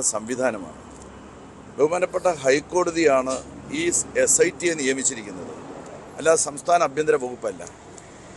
ഹൈക്കോടതിയിലേക്ക് നേരിട്ട് റിപ്പോർട്ട് ചെയ്യാനാണ് SITയോട് പറഞ്ഞിരിക്കുന്നത്. അപ്പോൾ എന്ന് പറഞ്ഞാൽ കുറ്റമറ്റ തരത്തിലുള്ള ഒരു അന്വേഷണ സംവിധാനമാണ് നമ്മുടെ സംസ്ഥാനത്ത് ഇതുമായി ബന്ധപ്പെട്ട് നടക്കുന്നത്. ഞാൻ അന്നും പറഞ്ഞു, ആ അന്വേഷണം തീരുന്നതുവരെ, കുറ്റപത്രം സമർപ്പിക്കുന്നതുവരെ നമ്മൾ കാത്തിരിക്കുക. അന്വേഷണം അതിൻ്റെ ശരിയായിട്ടുള്ള ദിശയിൽ നീങ്ങുന്നു എന്നാണല്ലോ നമ്മൾ എല്ലാവരും മനസ്സിലാക്കേണ്ടത്. വസന്ത, ഇപ്പോൾ കടകംപള്ളി പറയുന്നത് കേട്ടാൽ തോന്നും ഭക്തരും ദേവസ്വം ബോർഡും എടുത്ത തീരുമാനമാണ്, അതിൽ സർക്കാരിനൊരു പങ്കുമില്ല എന്ന്. എല്ലാ തീരുമാനങ്ങളും അങ്ങനെയാണെന്നാണ് അദ്ദേഹം പറയുന്നത്. അല്ലല്ലോ, ഒരിക്കലുമല്ല. കാരണം ദേവസ്വം ബോർഡ് ഒരു ഓട്ടോണമസ് ബോഡിയാണ്. കാരണം അത് ആ സമയത്ത് ദേവസ്വം ബോർഡ് ഉണ്ടാകുമ്പോൾ അന്ന് ഹിന്ദു സംഘടനകളെല്ലാം വ്യത്യസ്ത അഭിപ്രായങ്ങൾ പറഞ്ഞിരുന്നു. അതുകൊണ്ടാണ് അതിനെ ഒരു ഓട്ടോണമസ് ബോഡിയാക്കി വെക്കുന്നത്. പക്ഷേ എങ്കിൽ പോലും ഈ ദേവസ്വം ബോർഡിനെ ഒരു ത്രീ ടയർ സിസ്റ്റമായാണ് നിയമം കാണുന്നത്. അങ്ങനെ കാണുന്നത് കൊണ്ട് തന്നെ മിനിസ്റ്ററിന് ആണ് കൺട്രോൾ ചെയ്യാനും കോർഡിനേറ്റ് ചെയ്യാനും ദേവസ്വം ബോർഡിന്റെ മിനിസ്റ്ററിനെയാണ് ഏൽപ്പിച്ചിരിക്കുന്നത്. അതുകൊണ്ട് തന്നെ ദേവസ്വം ബോർഡ് മന്ത്രിക്ക് സ്വാഭാവികമായും ദേവസ്വം ബോർഡുകളുടെ മേൽ കൺട്രോൾ ഉണ്ട്. മാത്രമല്ല അയാളാണ് അതിന്റെ കോർഡിനേഷൻ പവറിൽ ഇരിക്കുന്ന ആൾ. അല്ലെങ്കിൽ പിന്നെ എന്തിനാണ് ദേവസ്വം ബോർഡിന് 46 പേഴ്സണൽ സ്റ്റാഫിനെയും കൊടുത്ത് ഒരു മന്ത്രിയെ വെച്ചിരിക്കുന്നത്? എന്താണ് വാസവന്റെ വേറെ പണി? വെറുതെ ഇരിക്കുകയാണോ? ദേവസ്വം ബോർഡിന്റെ മന്ത്രിയാണ് ഞാൻ എന്ന് പറഞ്ഞ് ചുമ്മാ ഇരിക്കുകയാണോ? അതോ ആഗോള അയ്യപ്പ സംഗമം നടത്തുമ്പോ എന്തിനാണ് പിന്നെ വാസവനെ അവിടെ വിളിച്ചത്? അയാൾക്ക് വേറെ വല്ല പണിയില്ലായിരുന്നോ? ആഗോള അയ്യപ്പ സംഗമം നടത്തിയത് സർക്കാരാണ്. അല്ലല്ലല്ല, സർക്കാരാണ് നടത്തിയത്. പക്ഷെ പറയുന്നത് ദേവസ്വം ബോർഡാണ് നടത്തിയതെന്നാണ്. അത്രേ ഉള്ളൂ. അതെ, പറച്ചിൽ ദേവസ്വം ബോർഡാണല്ലോ. ഇനി മറ്റൊരു കാര്യം ഞാൻ പറയാം. ഇനി ധാർമ്മികപരമായ ഒരു ഉത്തരവാദിത്തമുണ്ടല്ലോ ശ്രീ മഞ്ജുഷ്. നോക്കൂ, ഈ പത്മകുമാർ അദ്ദേഹം SFIയുടെ സംസ്ഥാന വൈസ് പ്രസിഡന്റ് ആയിരുന്നു. ഈ പറയുന്ന വാസു CPMന്റെ ഏറ്റവും പ്രധാനപ്പെട്ട നേതാവാണ്. ഏറ്റവും കുറഞ്ഞത് ഇവർക്ക് തള്ളിക്കളയാൻ പറ്റുന്ന പത്മകുമാറിന്റെ അറസ്റ്റിൽ സന്തോഷം പ്രകടിപ്പിച്ചുകൊണ്ട് ആറന്മുളയിൽ ലഡ്ഡു വിതരണം നടക്കുന്നതിന്റെ ദൃശ്യങ്ങളാണ് കണ്ടത്. വിശ്വാസികൾ സന്തോഷത്തിലാണ്. കാരണം വലിയ കൊള്ളയാണ് ശബരിമലയിൽ നടത്തുന്നത്. മാത്രമല്ല, ആ കൊള്ള നടക്കുന്ന സമയത്ത് തിരുവിതാംകൂർ ദേവസ്വം ബോർഡിന്റെ പ്രസിഡന്റ് A. പത്മകുമാർ ആയിരുന്നു. തീർച്ചയായും നോക്കൂ, അപ്പൊ ഈ ഏറ്റവും ഇവർക്ക് പറയാൻ പറ്റുന്നത് പ്രശാന്ത് പഴയ കോൺഗ്രസ്സുകാരനാണ് എന്ന് മാത്രമാണ്. ബാക്കി എല്ലാവരും CPMന്റെ റൂട്ടഡ് ആയിട്ടുള്ള SFIയിലൂടെ DYFIയിലൂടെ കടന്നു വന്ന നേതാക്കളാണ്. അവരുടെ മേലെ എല്ലാ കാലത്തും പാർട്ടിയുടെ ഒരു കൺട്രോൾ ഉണ്ട്. ദേവസ്വം ബോർഡ് മെമ്പർമാർ പോലും പാർട്ടിയോട്, അതാത് ജില്ലാ ഘടകങ്ങളോട് റിപ്പോർട്ട് ചെയ്യേണ്ട അവസ്ഥ കമ്മ്യൂണിസ്റ്റ് പാർട്ടിയിലുണ്ട്. കോൺഗ്രസ് പോലെയൊന്നുമല്ലല്ലോ. ഇതൊരു ഈ പറയുന്ന എന്താണ് ഈ അടിസ്ഥാനപരമായി കേഡർ സിസ്റ്റം ഉള്ള ഒരു പാർട്ടിയാണ്. അപ്പൊ ആ പാർട്ടിക്ക് തങ്ങൾ നിയോഗിക്കുന്ന, തങ്ങൾ റെക്കമെൻഡ് ചെയ്ത് അപ്പോയിന്റ് ചെയ്യുന്ന ആരാണ് ദേവസ്വം ബോർഡിനെ അപ്പോയിന്റ് ചെയ്യുന്നത്? ദേവസ്വം ബോർഡ് മെമ്പർമാരെ അപ്പോയിന്റ് ചെയ്യുന്നത് അത് സർക്കാരാണ്. അപ്പൊ ആ സർക്കാരിന് അല്ലെങ്കിൽ ആ പാർട്ടിക്ക് അവരുടെ മേൽ അധികാരമില്ല, അവരുടെ മേൽ കൺട്രോൾ ഇല്ല, അയ്യോ അത് വേറൊരു ബോഡിയാണ്, അത് വേറെ ആരൊക്കെയാണ് എന്ന് പറഞ്ഞാൽ അത് അപ്പാടെ വിശ്വസിക്കാൻ, അത് അപ്പാടെ അങ്ങ് വിഴുങ്ങി കളയാൻ അരിയാഹാരം കഴിക്കുന്നവർക്ക് സാധിക്കില്ല എന്നുള്ളതാണ്. ശരി ബൽദേവ്, ഇനിയെങ്കിലും ആ ന്യായീകരണം നിർത്താൻ പറയണം ഇവരോട്. താങ്കളും ആ ന്യായീകരണം പറഞ്ഞിരുന്നു. കടകംപള്ളി ആവർത്തിച്ചത് തന്നെ പറഞ്ഞുകൊണ്ടിരിക്കുകയാണ്, ഞങ്ങൾക്കൊന്നും അതിലൊരു ഉത്തരവാദിത്വം ഇല്ല എന്ന്. പിന്നെ ഭക്തരാണോ ഈ തീരുമാനമെല്ലാം അവിടെ പോയി എടുക്കുന്നത്? സ്വർണം അവിടെ നിന്ന് കൊണ്ടുപോകാൻ വിശ്വാസികളാണോ, ഭക്തരാണോ ഈ തീരുമാനമെടുത്തത്? ഞാൻ പറഞ്ഞത് നിയമപരമായ ഒരു കാര്യമാണ്. നിയമപരമായിട്ട് ഈ ദേവസ്വം ബോർഡ് പാസ്സാക്കുന്ന ഒന്നും ഗവൺമെന്റിന്റെ ക്യാബിനറ്റിലേക്ക് വരുന്നില്ല. അതാണ് ഞാൻ പറഞ്ഞത്. അപ്പൊ അങ്ങനെ വരുമ്പോൾ, കോടതി വരുമ്പോൾ അവർക്ക് കൈ കഴുകാം. നിങ്ങൾ എല്ലാവരും പറയുന്നത് ശരിയാണ്. നിയമം ഇതിനകത്ത് ദേവസ്വം മന്ത്രിക്ക് ഒഴിഞ്ഞിരിക്കാൻ പറ്റില്ല. ആര് ദേവസ്വം മന്ത്രിയുടെ അറിവില്ലാതെ അവിടെ ഒന്നും നടക്കത്തില്ല എന്നുള്ളത് യാഥാർത്ഥ്യമാണ്. പക്ഷേ കോടതിയിൽ ചെല്ലുമ്പോൾ എവിഡൻസ് വേണ്ടേ? ഈ മിനിറ്റ്സിൽ അല്ലെങ്കിൽ മന്ത്രി ഒപ്പിട്ടിട്ടുണ്ടോ? അതല്ലെങ്കിൽ ക്യാബിനറ്റ് പരിശോധിച്ചിട്ടുണ്ടോ? ഇല്ല. ക്യാബിനറ്റ് അപ്രൂവൽ വേണ്ട. ദേവസ്വത്തിന് മാത്രമേ ഉള്ളൂ. Travancore Cochin Hindu religious institution act 1950 അനുസരിച്ച് ഈ ദേവസ്വം ബോർഡുകളെല്ലാം ഓട്ടോണമസ് ബോഡികളാണ്. പച്ച മലയാളത്തിൽ പറഞ്ഞാൽ അവർക്ക് എന്ത് തോന്നിയവസം കാണിക്കുക. അത് കാണിച്ചു കഴിഞ്ഞാൽ ചോദിക്കാൻ ഗവൺമെന്റിനാവില്ല. ഗവൺമെന്റ് ചെയ്യാവുന്ന ശരിയാണ്. ഈ ബോർഡിന് വേണ്ടി ചോദിക്കാൻ ഗവൺമെന്റിന് പറ്റില്ല എന്ന് താങ്കൾ എന്താണ് ഈ പറയുന്നത്? അല്ല എന്നല്ല ഞാൻ പറഞ്ഞത്. അവര് കാണിച്ചാൽ ഗവൺമെന്റ് ചോദിക്കണം. അതല്ല ഞാൻ പറയുന്നത് ധാർമ്മികമായ ഉത്തരവാദിത്വം ഉണ്ടെന്ന്. ധാർമ്മികമായി അവർക്ക് അത് ഉത്തരവാദിത്വമുണ്ട്. ഇപ്പൊ അവിടെ കാണിച്ചിരിക്കുന്നത് ഈ ബോർഡ് മെമ്പർമാർക്കെതിരെ മൊത്തം പേർക്ക്, ഈ 6 പേർക്കെതിരെ നടപടി എടുക്കണം. വേണമെങ്കിൽ പുറകോട്ടോട് അന്വേഷിക്കണം. ഒരുപക്ഷെ 2019 മുമ്പ് നടന്നിട്ടുണ്ടോ അതൊക്കെ അന്വേഷിക്കണം. 2024 ബോർഡ് മെമ്പർമാർ അത് മറച്ചു വെക്കാൻ ശ്രമിച്ചു. അത് വലിയ കുറ്റമാണ്. ആ പ്രശാന്ത് ഉൾപ്പെടെയുള്ള 3 ബോർഡ് മെമ്പർമാരെയും അന്നിരുന്ന ശങ്കരദാസിന്, അദ്ദേഹത്തിന്റെ മകൻ ഇപ്പൊ IG ആണ്, ശങ്കരദാസ് ജയകുമാർ, ഇവരെയൊക്കെ അറസ്റ്റ് ചെയ്യണം. അപ്പൊ നിയമപരമായിട്ട് ചെല്ലുമ്പോൾ അതാണ് അവര് ധൈര്യമായിട്ട് നിൽക്കുന്ന. എന്താ വാസവനും ഒക്കെ നിയമപരമായിട്ട് അവരിതിനകത്ത് ഒന്നിലും ഇടപെട്ടിട്ടില്ല, മിനിറ്റ്സുകളിൽ ഒപ്പിട്ടിട്ടില്ല. പിന്നെ ആരുടെയെങ്കിലും മൊഴിയുടെ അടിസ്ഥാനത്തിൽ നേരത്തെ പറഞ്ഞത് ശരിയാണ്. ഒരു കൂട്ടുപ്രതിയുടെ മൊഴിയുടെ. രാഹുൽ ഈശ്വർ വീണ്ടും തുടരുന്നുണ്ട്. രാഹുൽ കേൾക്കാമെങ്കിൽ തന്ത്രിക്കും പങ്കാളിത്തമുണ്ട് എന്നുള്ള അഭിപ്രായം ഇവിടെ വന്നു കേട്ടോ. കാരണം തന്ത്രി അറിയാതെ ഒന്നും നടക്കുകയില്ല എന്ന്. അതായത് തന്ത്രിക്കും മന്ത്രിക്കും ഒഴിഞ്ഞു മാറാൻ പറ്റില്ല എന്നാണ്. രാഹുൽ കേൾക്കാമോ? ശരി, രാഹുലിലേക്ക് വരാം. ശരി ബൽദേവ് തുടർന്നോളൂ. അപ്പൊ ഞാൻ പറഞ്ഞത് ഇവിടെ വളരെ കറക്റ്റാണ്. തന്ത്രിക്ക് ഉത്തരവാദിത്തമുണ്ട്, മന്ത്രിക്ക് ഉത്തരവാദിത്തമുണ്ട്, അവിടുത്തെ പൂജാരിക്ക് ഉത്തരവാദിത്തമുണ്ട്. അവർക്കൊന്നും ഒഴിഞ്ഞു മാറാൻ പറ്റില്ല. പക്ഷെ നിയമത്തിന്റെ മുന്നിൽ ഞങ്ങൾ കുറ്റക്കാരല്ല, ഇത് ബോർഡാണ് ചെയ്തിരിക്കുന്നത് പറയും. ഇപ്പൊ ഇവിടെ നേരത്തെ പറഞ്ഞതുപോലെ ഇതെല്ലാം ചെയ്തിരിക്കുന്ന ബോർഡാണെന്ന് പറയാം. പക്ഷെ ആ ബോർഡിനെ നമുക്ക് സംരക്ഷിക്കേണ്ട. ബോർഡിന് പരിപൂർണമായിട്ട് ഈ ബോർഡിലുള്ള 6 പേരെ, ഒരാളിനെ അല്ല, ഇപ്പൊ 6 പേരെ അറസ്റ്റ് ചെയ്തു, ബാക്കിയുള്ള 5 ബോർഡ് മെമ്പർമാരെ അറസ്റ്റ് ചെയ്യണം, നിയമപരമായിട്ട് വരണം. പക്ഷെ ഇതിന് വേണ്ടുന്ന കാര്യങ്ങൾ ഞാൻ നേരത്തെ പറഞ്ഞതാണ്. ഈ അന്വേഷണം പാതി വഴിക്ക് നിന്ന് കഴിഞ്ഞാൽ ഈ പ്രതികളെല്ലാം രക്ഷപ്പെടും. ഈ അന്വേഷണം പരിപൂർണമാകണമെന്നുണ്ടെങ്കിൽ ബഹുമാനപ്പെട്ട ഹൈക്കോടതിയുടെ നേതൃത്വത്തിൽ ഈ സ്വർണം മൊത്തം റിക്കവർ ചെയ്ത് അതിന് വേണ്ടുന്ന രീതിയിൽ എത്രയും പെട്ടെന്ന് അതിന്റെ കുറ്റപത്രം നടത്തി പോയെങ്കിൽ മാത്രമേ വരും. പിന്നെ ഇതിന് മറ്റൊരു പ്രത്യേകതയുണ്ട്. മണ്ഡലപൂജ തുടങ്ങിയ സമയത്ത് തന്നെ ഒരു മണ്ഡലകാലത്ത് നടന്ന അഴിമതി കണ്ടുപിടിക്കപ്പെട്ടു എന്നുള്ള ഒരു വലിയൊരു, എന്തോ അത് സാന്ദർഭികമോ അല്ലെങ്കിൽ ശാസ്ത്രീയമോ അല്ലെങ്കിൽ ദൈവികമോ, ഞാൻ ദൈവവിശ്വാസിയല്ല, ദൈവികമോ എന്തോ ആയിക്കോട്ടെ, ആ വൃശ്ചിക പൂജ തുടങ്ങിയ സമയത്ത് തന്നെ ഈ പ്രതികൾ മുൻ ദേവസ്വം പ്രസിഡന്റ് അറസ്റ്റിലാവുക എന്നുള്ളത് തികച്ചും യാദൃച്ഛികം നമുക്കതിനെ പറയാൻ പറ്റില്ല. അതിനകത്ത് കുറെ സത്യസന്ധതയുണ്ട്. അപ്പോൾ ഇവർ തെറ്റ് ചെയ്തിട്ടുണ്ട് എന്നുള്ള ഒരു യാതൊരു തർക്കവുമില്ല. 100% ഇവർ തെറ്റുകാരാണ്, ഇവർ ശിക്ഷിക്കപ്പെടണം. അതിനൊന്നും ഞങ്ങളാരും തർക്കിക്കുന്നില്ല. പക്ഷേ അതിനകത്ത് നമ്മൾ മറ്റു രീതിയിലേക്ക് അതിനെ മാറ്റിക്കൊണ്ടു പോകാൻ നടക്കണ്ട. പിന്നെ ദേവസ്വം മന്ത്രി പറഞ്ഞത് ശരിയാണ്, കടകംപള്ളി പറയുന്നത് ശരിയാണ്. ആ ആക്ട് അനുസരിച്ച് ഒരു ഓട്ടോണോമസ് ബോഡി പ്രവർത്തിക്കുന്നു. ആ പ്രവർത്തി, അതിന്റെ അധികാരത്തിൽ ഒരിക്കലും ഗവൺമെന്റ് ഇടപെടുന്നുണ്ട്. നിങ്ങൾ പറയുന്നത് കറക്റ്റാണ്. ഏത് ബോർഡും ഏത് കോർപ്പറേഷനും എത്ര ആട്ടോയുടെ PSC മെമ്പർമാർ, PSC മെമ്പർ നിയമിച്ചു കഴിഞ്ഞാൽ 6 വർഷത്തേക്ക് അവർ ഒന്നും ചെയ്യാൻ പറ്റില്ല. ദേവസ്വം ബോർഡ് വേണമെങ്കിൽ ആക്ട് അമെൻഡ് ചെയ്ത് മാറ്റാം. പക്ഷെ PSCക്ക് അങ്ങനെയല്ല, സെൻട്രൽ ആക്ട് ആണ്. സ്റ്റേറ്റ് ഗവൺമെന്റ് ഒന്നും ചെയ്യാൻ പറ്റില്ല. പക്ഷെ PSC മെമ്പർമാർ പ്രവർത്തിക്കുന്നത് എങ്ങനെ? അവർ പ്രവർത്തിക്കുന്നത് എപ്പോഴും അതാത് കാലാകാലങ്ങളിൽ വരുന്ന ഗവൺമെന്റിന്റെ നിർദ്ദേശാനുസരിച്ച് അവർ പ്രവർത്തിക്കാറുണ്ട്. അതാണ് PSC പോലുള്ള മേഖലകളിൽ പലപ്പോഴും അഴിമതികൾ നടക്കുന്നത്. അവർക്ക് വേണ്ടി ചില ആനുകൂല്യങ്ങൾ ചെയ്തു കൊടുക്കുന്നത് അതുകൊണ്ടാണ്. അപ്പോൾ പക്ഷെ അവിടെ എന്ത് ചെയ്യാം? PSC മെമ്പർമാരെ അഴിമതി കാണിച്ച് അവിടെ കുറച്ചുപേരെ പോസ്റ്റ് ചെയ്ത് കഴിഞ്ഞാൽ ഗവൺമെന്റിന്റെ കൈയടിക്ക് മാറി നിൽക്കാൻ ഞങ്ങളല്ല ഇത് ചെയ്യുന്നത് എന്ന് പറയാം. അവരുടെ മുമ്പിൽ രേഖകളില്ല. അതുപോലെയാണ് ദേവസ്വം ബോർഡും. മറ്റ് ബോർഡിൽ നിന്നും കോർപ്പറേഷനിൽ നിന്നും വ്യത്യസ്തമായിട്ട് ദേവസ്വം ബോർഡ് ഇങ്ങനെ നിൽക്കുന്നു. അവിടെ തീർച്ചയായിട്ടും നടപടി ഉണ്ടാകണം. അറസ്റ്റ് ഇപ്പോൾ എന്തായാലും ഈ അന്വേഷണം പത്മകുമാറിൽ വരെ എത്തിയെന്ന് പറയുമ്പോൾ അവിടെ രാഷ്ട്രീയമായ ഇടപെടൽ ഇല്ല എന്ന് നമുക്ക് കണക്കാക്കേണ്ടി വരും. പിന്നെ പറയാം, ഹൈക്കോടതിയുടെ നേരിട്ടുള്ള മേൽനോട്ടമുണ്ട്, SITയെ നിയന്ത്രിക്കുന്നത് ഹൈക്കോടതിയാണ് എന്നൊക്കെ പറയാമെങ്കിൽ പോലും പോലീസാണ് ഇനി ഈ അന്വേഷണം നടത്തുന്നത്. അപ്പോൾ സ്വാഭാവികമാണെങ്കിൽ വേണമെങ്കിൽ സർക്കാരിന് ഇടപെടാം. പക്ഷേ ആ ഇടപെടൽ ഇപ്പോൾ നടക്കുന്നില്ല. 2 പ്രമുഖരാണ് അറസ്റ്റിലായിരിക്കുന്നത്. വാസുവും പത്മകുമാറും ചില്ലറക്കാരല്ല. വേണമെങ്കിൽ സർക്കാരിന് ഇടപെടാൻ പറ്റില്ല ശ്രീ മഞ്ജുഷ്. കാരണം അതിലൊരു ടെക്നിക്കൽ ഇഷ്യൂ ഉണ്ട്. കാരണം കേരളത്തിന്റെ ഹൈക്കോടതിയിലും പൊതുസമൂഹത്തിലും പ്രതിപക്ഷം ആവശ്യപ്പെട്ടത് CBI അന്വേഷണമാണ്. ആ CBI അന്വേഷണത്തിന്റെ ഒപ്പം തന്നെ ഞങ്ങൾ പറഞ്ഞിരുന്നു, ബഹുമാനപ്പെട്ട കേരളത്തിലെ ഹൈക്കോടതിയുടെ സർവലയൻസ് അതിന്റെ മേൽ ഉണ്ടാവണം. പക്ഷേ ബഹുമാനപ്പെട്ട കേരള ഹൈക്കോടതി തീരുമാനിക്കുന്നു, ഞങ്ങൾ ഒരു SITയെ പ്രഖ്യാപിക്കും. ആ SIT ഞങ്ങളുടെ സർവലയൻസിലായിരിക്കും. And they have to reported to us. ഞങ്ങളുടെ അടുത്താണ് റിപ്പോർട്ട് ചെയ്യേണ്ടത്. നോക്കൂ, ഒരു സാധാരണ അന്വേഷണത്തിൽ കേരളത്തിന്റെ പോലീസ് എത്ര വലിയ ഏജൻസി മാറട്ടെ, അവർ അത് റിപ്പോർട്ട് ചെയ്യുന്നത് ആഭ്യന്തര വകുപ്പിലെ ഇത് നെക്സ്റ്റ് സ്റ്റെപ്പ് സീനിയറിനാണ്. പക്ഷെ അങ്ങനെ ചെയ്യുമ്പോൾ പോലീസ് സേനയിൽ തന്നെ അവർക്ക് ഈ പറയുന്ന അങ്ങ് സൂചിപ്പിച്ചതുപോലെ CPMന്റെ ആൾക്കാർക്കോ അല്ലെങ്കിൽ സർക്കാരിനോ ഒക്കെ പോലീസ് സേനയിൽ അതിനെ നിയന്ത്രിക്കാൻ പറ്റും. പക്ഷെ ഈ കേസിൽ അങ്ങനെയല്ല. ഈ കേസിൽ SIT അന്വേഷണങ്ങൾ ഉണ്ടാവുമ്പോഴൊക്കെ കോടതികൾക്ക് നേരിട്ട് റിപ്പോർട്ട് കൊടുക്കുന്ന അവസരങ്ങളിലാണെങ്കിൽ പോലും ഇത്തരത്തിൽ സർക്കാരുകളുടെ ഇടപെടൽ ഉണ്ടായിട്ടുണ്ട്. അതുമാത്രമല്ല, വിമർശനം ആ പ്രത്യേക അന്വേഷണ സംഘം ഏറ്റുവാങ്ങുകയും ചെയ്യും. ഇത്ര വരെ പോകാറുള്ളൂ സാധാരണ. പക്ഷെ ഇവിടെ അങ്ങനെയല്ല സംഭവിച്ചിരിക്കുന്നത് എന്നാണ് ഞാൻ ചൂണ്ടിക്കാണിച്ചത്. അല്ല, ഞാൻ പറഞ്ഞു വന്നത്, അതുകൊണ്ട് കോടതിക്ക് അത് റിപ്പോർട്ട് ചെയ്യാം എന്നത് ഈ SITയിലെ സത്യസന്ധരായ ഉദ്യോഗസ്ഥർക്ക് വലിയ ആശാവഹമാണ്. കാരണം അല്ലായിരുന്നു അത് നെക്സ്റ്റ് സീനിയറിനാണ് റിപ്പോർട്ട് ചെയ്യേണ്ടതെങ്കിൽ അവരുടെ കഴുത്തിന് പിടി വീഴുമായിരുന്നു. ഈസിലി പിടി വീഴ്ത്താൻ പറ്റും. പക്ഷെ ഇവിടെ എന്താണ്, ആ ഉദ്യോഗസ്ഥർ തീരുമാനിക്കുകയാണ്, അവരുടെ കഴുത്തിന് പിടിക്കാൻ വന്നാലും ആ കൈ അങ്ങ് മാറ്റി വെച്ചേക്കൂ, ഞങ്ങൾ കോടതിയിലെ റിപ്പോർട്ട് ചെയ്യുന്നുള്ളൂ. കോടതിയിൽ അതടക്കം റിപ്പോർട്ട് ചെയ്യാനുള്ള ഒരു ഓപ്ഷൻ ആ ഉദ്യോഗസ്ഥർക്കുണ്ട്. അതുകൊണ്ട് അവർ സത്യസന്ധരായതുകൊണ്ടാണ്. അല്ലാതെ സർക്കാർ അയ്യോ ഞങ്ങൾ എല്ലാവരെയും പിടിച്ചോട്ടെ, എല്ലാം ശുദ്ധമായിക്കോട്ടെ എന്ന് വിചാരിക്കുന്നതുകൊണ്ടാണ് എന്ന് ഞാൻ വിശ്വസിക്കുന്നില്ല. അങ്ങനെ വിശ്വസിക്കുന്നെങ്കിൽ ഏറ്റവും കുറഞ്ഞത് പത്മകുമാറിന്റെ കാര്യത്തിൽ മാത്രമേ പത്മകുമാർ പെട്ടോട്ടെ എന്ന് CPM ഇപ്പോൾ ചിന്തിക്കാൻ സാധ്യതയുണ്ട്. കാരണം അവിടുത്തെ ഗ്രൂപ്പ് ഫൈറ്റിന്റെ ഭാഗമാണത്. പക്ഷേ പ്രശാന്തോ വാസവനോ പെട്ടോട്ടെ എന്ന് ചിന്തിക്കാൻ ഇവർ തയ്യാറാകുമെന്ന് ഞാൻ വിചാരിക്കുന്നത്. പിന്നെ നേരത്തെ ബലദേവ് സച്ചിദാനന്ദൻ പറഞ്ഞതിൽ ഒരു കറക്ഷൻ, അതായത് ഈ ദേവസ്വം ബോർഡ് മെമ്പർമാരെ അപ്പോയിന്റ് ചെയ്യുന്നത് ഗവൺമെന്റ് ആണ്. അവർക്ക് മിസ്കണ്ടക്ട് ഉണ്ടായാലും കറപ്ഷൻ ഉണ്ടായാലും സർക്കാരിന് അവരെ പിരിച്ചുവിടാനുള്ള അധികാരമുണ്ട്. നിയമം അമെൻഡ് ചെയ്തുകൊണ്ട് അവരുടെ ടെന്യൂവർ കാലാവധി കൺട്രോൾ ചെയ്യാനുള്ള അധികാരവും ആർക്കുണ്ട്? ഈ പറയുന്ന സംസ്ഥാന സർക്കാരിനുണ്ട്.